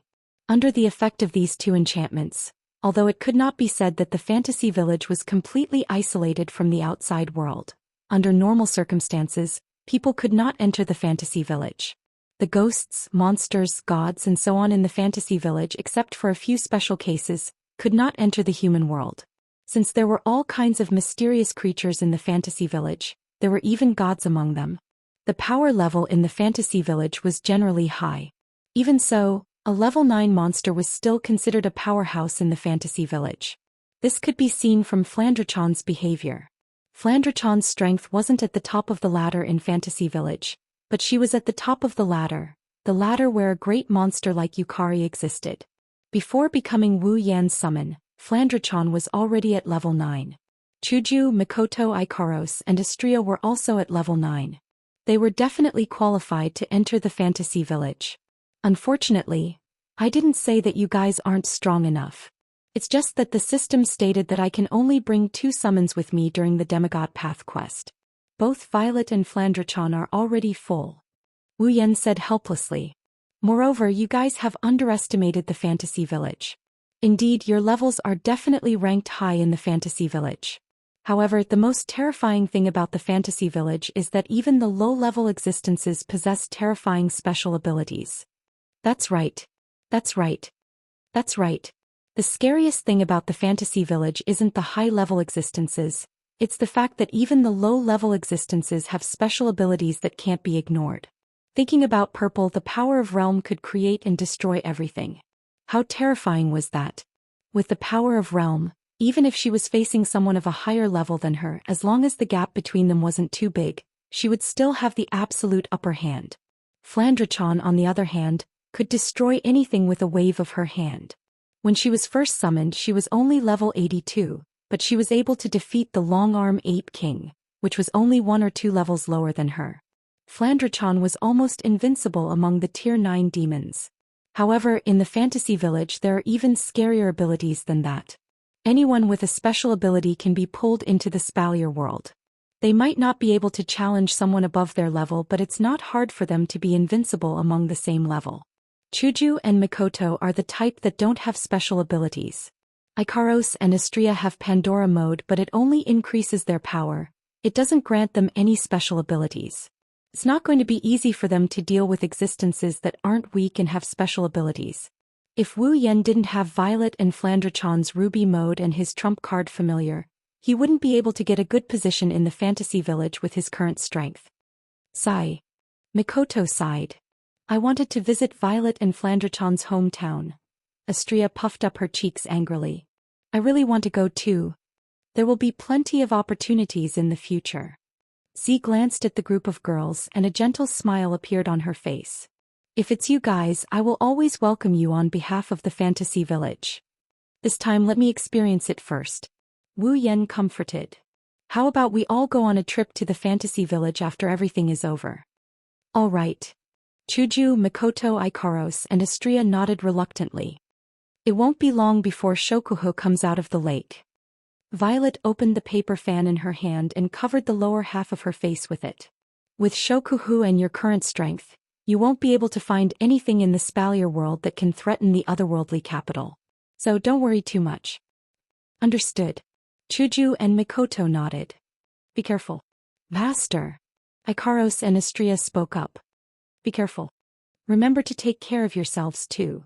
Wu Yen glanced at the four girls before taking a step back. He exchanged glances with Yukari, and after Yukari nodded her head, he yelled out the order. System. Enter the fantasy village. A strange wave of energy appeared out of nowhere and enveloped Wu Yen, Flandrechan and Yukari. It felt like they were being dragged to some unknown place. In the next moment the three of them disappeared on the spot without any warning. There was no trace of them at all. In a daze, Flandrechan felt a little dizzy.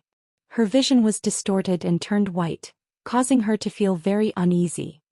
Onii-chan. Flandrechan tried to crawl into her Onii-chan's embrace. But what made Flandrechan panic was that the embrace that had been holding her from the start suddenly lost its warmth and sense of reality. It felt like she was abandoned. Flandrechan's uneasiness turned into panic. Panicking, Flandrechan tried to call out for her brother, hoping to hear his voice. But before she could do so, she felt herself falling into a soft spot. At the same time, a familiar scent entered Flandrechan's nose. Flandrechan felt nostalgic, but at the same time she had a bad feeling. Immediately, Fran opened her eyes and took in everything in front of her. What entered Flandrechan's eyes was a dimly lit room. The room was much bigger than a normal family's room. It was more than enough to be used as a living room. The ground was paved with stone bricks of various colors, just like the Wanhua mirror. If there was light shining on it, it should reflect a good luster. However, the room was empty. There was nothing in it except for a luxurious bed. At this moment, Flandrechan was sitting on the bed. She scanned her surroundings and her face turned slightly pale. This room is all too familiar to Flandrechan. He was so familiar with it that he could count the number of bricks here with his eyes closed. That's because Flandrechan had been locked up in this room for hundreds of years. A lingering sense of loneliness permeated the entire room as well as Flandrechan's heart. Flandrechan's pretty face turned pale and eventually turned deathly pale. Is Flandrechan going to be alone in the basement for a long time? R1152. Chapter 1702. To Flandrechan, it wasn't an exaggeration to say that this basement was her room. Because Flandrechan had stayed in this basement for hundreds of years, longer than any other place in the world. But staying in a room like this for hundreds of years, all by herself, was a constant torment to Flandrechan. In the past, Flandrechan's mental state had always been in an unstable state. She was occupied by this annoying sense of loneliness, which caused her to destroy everything in this room more than once. It was also because of this that Flandrechan's room only had a bed and nothing else. Under such circumstances, how could Flandrechan not hate her sister and Remilia for locking her up in this basement? Of course, it was more of a feeling of grievance and resentment. After all, Flandrechan liked her sister a lot. If there was one thing that Flandrechan hated, it would undoubtedly be this basement where she had been alone for hundreds of years. Flandrechan already hated this basement when she was alone. Now that she had tasted freedom in another world, she had tasted love from Wu Yen, and she had tasted love from the young ladies around her. What about now? Flandrechan was afraid when the familiar loneliness of this room crept into her heart. She was really afraid. She was afraid that she would have to stay in this cold little world for a very long time. She was afraid that she wouldn't be able to enjoy the freedom of the outside world. She was afraid that she wouldn't be loved by her sister who wasn't related to her by blood. She was even more afraid that she would never be able to see the brother who saved her from this cold world, who gave her a steady state of mind and spirit, who gave her warmth and love. Flandrechan's face turned pale and she couldn't help but shake her head. No. I don't want to stay in this basement. I don't want to be unable to see Big Brother. No. Flandrechan's wine-red eyes glinted with blood-red radiance. She turned her gaze to the entrance of the basement with a determined expression. Shing. Flandrechan transformed into a streak of light and darted toward the entrance of the basement. She headed toward the entrance of the basement.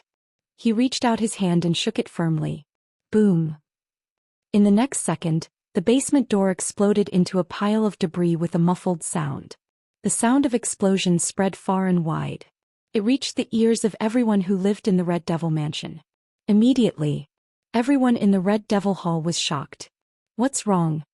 In the kitchen of the Red Devil Hall, a young girl who was cooking something suddenly turned her head and looked outside the kitchen. What happened? Outside the entrance of the Red Devil Mansion, a plump young girl tilted her head in confusion. His gaze swept across the room. There seems to be some kind of abnormal sound just now, right? This voice. In a library in the Red Devil Mansion, a young girl who was buried in a pile of books and holding a book in her hand raised her head, her face full of surprise. It seems to be coming from the basement. Basement.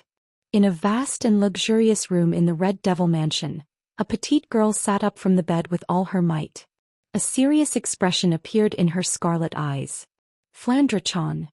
The sound of the explosion echoed clearly in the castle-like basement, causing all kinds of chaos in the Red Devil Mansion. All the maids in the Red Devil Mansion were in an uproar. Some stood in place, not knowing what to do. Some chose to run to the kitchen, as if they knew there was someone who could make a decision there, and some of them were at a loss. However, there were also some maids who let out terrifying screams. These screaming maids all discovered a figure flying over their heads.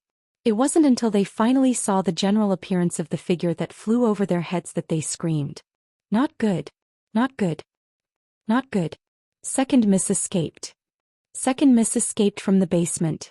Amidst the panicked screams, the Red Devil Hall, which had been very quiet not long ago, seemed to have turned into a crime scene where a terrorist had launched a terrorist attack. Screams, clamors, and chaos could be heard incessantly. Flandre-chan, who was flying toward the entrance of the Red Devil Mansion, didn't care about these noises at all. Right now Flandre-chan only had one thought. That was to get out. Get out and find Wu Yan. Maybe it's because she was trapped in the basement of the Red Devil Mansion for a few hundred years. Flandre-chan wanted to see Wu Yan as soon as possible. She wanted to jump into Wu Yan's arms as soon as possible. Otherwise she wouldn't be able to get rid of the loneliness and fear in her heart. Xing. Flandre-chan's speed rose to another level under the influence of such emotions. She streaked across the air like a fighter jet, heading toward the entrance of the Red Devil Mansion. The Red Devil Mansion was indeed huge, bigger than most castles. However, with Flandre-chan's speed she didn't need much time to cover the entire place. It didn't take long for Flandre-chan to fly out of the hallway and into the largest hall on the first floor of the Red Devil Mansion. Seeing the door leading to the Red Devil Mansion in front of her, Flandre-chan's face was filled with joy, but it immediately changed and she stopped in her tracks. Xing xing xing xing xing. A series of sonic booms resounded in the hall, slicing through the atmosphere and turning into streaks of silver light. They brushed past Flandre-chan's body and shot past her as she slammed on the brakes. If Flandre-chan didn't stop just now, the silver light would have landed on her by now. As for those silver lights, they were flying daggers that flickered with cold arcs of light. After the flying dagger flew past Flandre-chan and stopped her in mid-air, several figures appeared in front of the gate leading to the Red Devil Mansion's outer court. 4 young ladies of different sizes were arranged in a square formation, but all of them had stunning looks. Standing on the left was a young lady with silver hair. She had a head of silver shoulder-length hair that hung down slightly, with sideburns on both sides of her silver hair.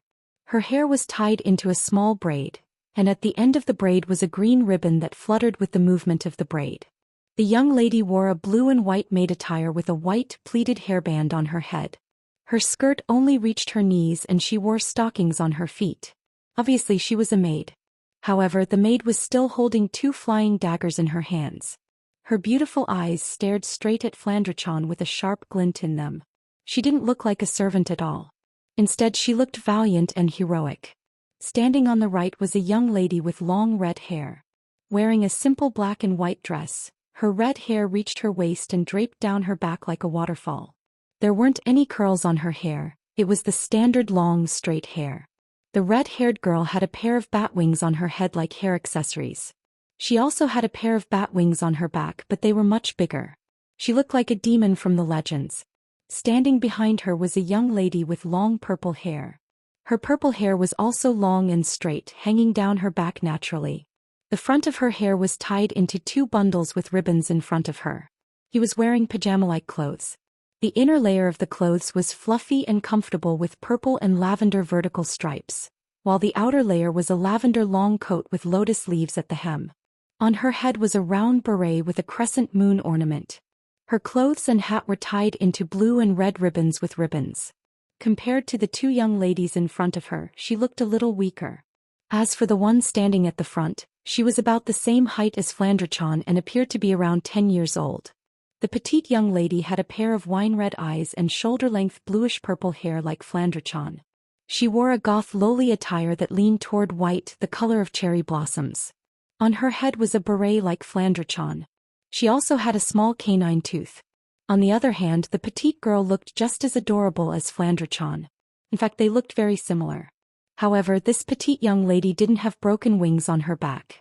Instead, she had a pair of perfect bat-like wings. Chapter 1703. Xianxia's scarlet eyes dimmed a little as she looked down at the four girls who had different temperaments and stunning appearances, but they were all the same. Xianxia's eyes were filled with joy. Remilia? Scarlet. Level 80. This is the petite girl standing at the head of the group. 16 Knights. Level 78. She was the valiant servant girl standing on the left. Patrice. Nariki. Level 78. This was the girl with a delicate temperament standing at the back. Imp. Level 70. This is the demonic girl standing on the right. The four girls raised their heads and stared at Xianxia, who was floating in the air with a serious expression.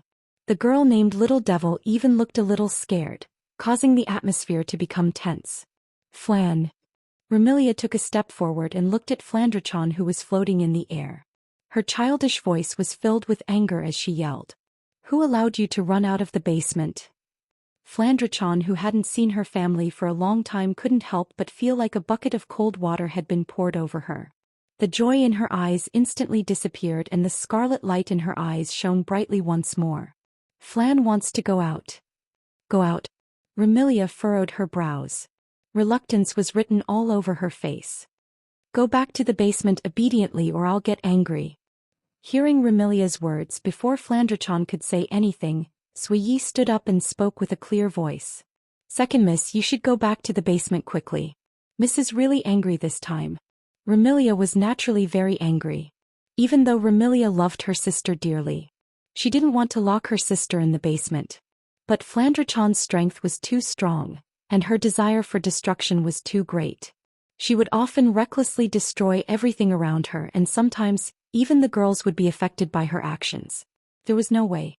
Remilia could only lock Xianxia in the basement. Therefore, in the past, it wasn't like Xianxia hadn't broken out of the basement before, but it was rare for her to cause such a commotion in the entire Red Devil mansion. Plus, Xianxia was making a ruckus out of nowhere. Remilia was in a terrible mood. It would be strange if she wasn't angry. Unfortunately, no matter how angry Remilia was, it was useless against Xianxia. Just be angry, it's not like you haven't been angry before, sister. Xianxia yelled like a child throwing a tantrum. Flan wants to go out anyway. Even if you're my sister, if you stop me I'll beat you down. You. Remilia cried out in exasperation. Flan. Do you really want to make me angry? Seeing Remilia's exasperated look, Xianxia's heart softened and she snorted softly. As long as you don't stop me, I won't make you angry. You're pissing me off right now. Remilia glared at Xianxia. If you don't want to make me angry, then go back to the basement obediently. Milady. Patrice looked at Xianxia and spoke softly. Listen to Remy this time, go back to the basement. Basement. You only know how to make me go back to the basement. Xianxia's face was filled with anger. Flan will never go back to the basement again. Second miss, you should go back to the basement. Zhou advised earnestly. First miss wants you to go back to the basement for your own good. That's not it. Xianxia snorted. Sister just doesn't want Xianxia to destroy the things in the house. That's why she locked Xianxia in the basement. Is this for Xianxia's own good? Remilia, Patrice, Black Knight, and the Little Devil were all speechless at Wu Yan's words. At the same time they were secretly shocked. They were shocked that Xianxia could come up with such rational words. In the past, Xianxia had always complained that Remilia locked her in the basement because she hated her. Even if other people's lips were rotten, Xianxia would still think so. After all, Xianxia's mental state had always been unstable. How could she possibly listen to someone else's explanation? It's no wonder Remilia and the others were shocked that Flandre was able to analyze the situation so clearly. Since you know the reason as well, then you should understand Remy's situation. Patrice softly uttered each word. Remy will be troubled if you make such a big fuss. Flandre just wants to go out. Flandre's patience was almost worn out, her words were harsh. Get out of the way. Otherwise Flandre won't be polite. Patrice, Black Knight and the little devil cursed inwardly. Remilia dotes on her little sister but her temper is abnormally bad. Now that Flandre had said something like that, Remilia would definitely not let the matter rest. Not polite? I would like to see how you're going to be rude. As expected, Remilia laughed out of anger. Patrice. Black Knight. Capture Flandre. Remy, milady. Remilia and Zhou Xian seemed to want to say something, but they were immediately shut up by Remilia, whose face was filled with anger. Hurry up. Looking at Remilia's angry appearance, Patrice and Black Knight knew that there was no room for negotiation and could only take deep breaths. Little devil. Patrice glanced at the little devil. If the opponent is little sister, it's too dangerous for you to be here. You should leave first. The little devil didn't object. She knew what she was capable of and obediently retreated. At this moment, Patrice flipped her hand and revealed a thick book. She looked straight at Flandre. Little sister, it's not too late for you to return. It's right for you to obstruct Flandre. Flandre's eyes glowed red. Since that's the case, Flandre will defeat all of you. You two sisters are so stubborn that it's giving me a headache. Patrice smiled bitterly. She raised the book in her hand and a majestic magical aura surged from her body. Water Talisman, Princess of the Water Spirits. Her ethereal voice reverberated in the surroundings like an incantation, causing the thick tome in Patrice's hand to emit an intense multicolored radiance and surge with massive mana. That book was actually a book of the demonic Dao. Weng. In the next instant, an icy blue magic formation appeared above Flandre's head. It expanded to a diameter of 2 to 3 meters and rotated on the spot. As the blue magic array rotated above Flandre's head, a translucent barrier emerged from the magic array and transformed into a hollow pillar of light. The pillar of light then descended from the sky and trapped Flandre inside like a cage. Flandre scanned the surroundings with her scarlet eyes. She looked at the light pillar that enveloped her and extended her hand. This thing. Flandre will be able to. Before he could finish his words, the magic formation above Flandre's head suddenly rotated and all the magic power within flowed into the transparent pillar of light. Whoosh! Under the infiltration of magic power, a water curtain suddenly descended from the surface of the transparent light pillar, turning the entire transparent light pillar into a cylindrical waterfall. Seeing this, Flandre's outstretched hand froze. Remilia, Patrice, and Zhou Xian heaved sighs of relief. Zhou Xian. Remilia waved her hand disinterestedly at Zhou Xian. Bring Flandre back to the basement. Yes, young mistress. Zhou Xian bowed respectfully to Remilia before turning around and bowing to Flandre who was trapped in the water curtain. My apologies, second young mistress. Zhou Xian left this sentence and sauntered toward Flandre. Even though it was only an ordinary water curtain, Remilia, Patrice, and Zhou Xian didn't doubt that it wouldn't be able to trap Flandre who was at the 9th stage. Logically speaking, with Flandre's strength, she should be able to break through this ordinary water curtain in minutes. However, everyone relaxed their expressions. Chapter 1704. Be it Remilia or Flandre, both of them were vampires and possessed immense strength and special abilities that others could not hope to match. However, in terms of the bloodline of vampires, both of them were of the most ordinary type. Under such circumstances, Remilia and Flandre as vampires possessed immense strength and special abilities that others couldn't compare to, but they also retained the weakness of vampires. For example, fear of light, fear of water, and even fear of onions. Due to this weakness, whenever Flandre's mental state was unstable and she wanted to cause a ruckus, it was always Patrice who used water to trap Flandre, forcing her to obediently return to the basement. Therefore, this time, even though Flandre's ruckus left Remilia, Patrice, and Black Knight at a loss, the three of them didn't doubt that Patrice's water curtain wouldn't be able to trap Flandre. Unfortunately, Remilia, Patrice, and Black Knight were destined to be in for a shock. The three of them would never have thought that Flandre-chan, who was still in the basement not long ago, had already been living in another world for quite some time when time in this world was frozen. When Ikaros was first summoned by Wu Yan and became Wu Yan's summon, the system gave Wu Yan the choice of removing the emotional seal on Ikaros in the original work. Just like Ikaros. When Flandre-chan was summoned to the other world and became Wu Yan's summon, the system also pointed out the weakness in Flandre-chan's bloodline and asked Wu Yan if he wanted to remove it. At that time, even though Wu Yan unintentionally summoned Flandre-chan, he didn't intend for Flandre-chan to have any weaknesses. Without hesitation, he ordered the system to remove all the weaknesses in Flandre-chan's bloodline. In other words, Flandre-chan is now a vampire. She no longer has any weaknesses that vampires have. Remilia, Patrice and Black Knight didn't know about this at all. Inside the water curtain, Flandre-chan suddenly lowered her body and Remilia, Patrice and Black Knight's expression changed greatly. She directly rushed out of the water curtain. Danger! Remilia, Patrice and Black Knight's pretty face turned pale. For Remilia and Flandre-chan, water isn't fatal, but it's very dangerous. Once Remilia and Flandre-chan came into contact with water, not only would they feel a sharp pain in the part of their body that came into contact with water, but they would also be soaked in too much water. In serious cases, their skin will even fester. The water curtain that trapped Flandre-chan was like a waterfall, gushing down like a torrential waterfall. Flandre-chan's skin would definitely fester and become unrecognizable if she were to fall into the water curtain like this. How can Remilia, Patrice and Black Knight not be shocked? However, what shocked the three of them even more was yet to come. Voila! With a clear splash, Flandre-chan rushed out of the water curtain with her drenched body. Despite being drenched by the water, Flandre-chan didn't seem to be affected by it at all. She dashed out of the water curtain and headed straight for the door. Remilia, Pacholet and Night Eye widened their eyes in astonishment. While Remilia and the others were still in shock, Flandre-chan turned into a streak of light and crashed into the heavy door with a loud boom. Bang!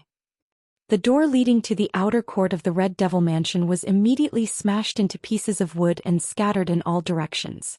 Flandre-chan dashed out of the Scarlet Devil Mansion as fast as she could without looking back. She dashed into the courtyard and soared into the sky under everyone's watchful eyes. What's going on? Remilia finally reacted. Her face was filled with shock. Flan, why isn't Flandre-chan afraid of water? Neither Patrice nor Zankita could answer this question, because they didn't know why either. Of course, now wasn't the time to think about why Flandre-chan wasn't afraid of water. Young mistress, Black Knight said anxiously. Second young mistress has escaped. Only then did Remilia recall this matter. Her expression instantly turned gloomy and even Patrice muttered gravely. This time it might be really serious.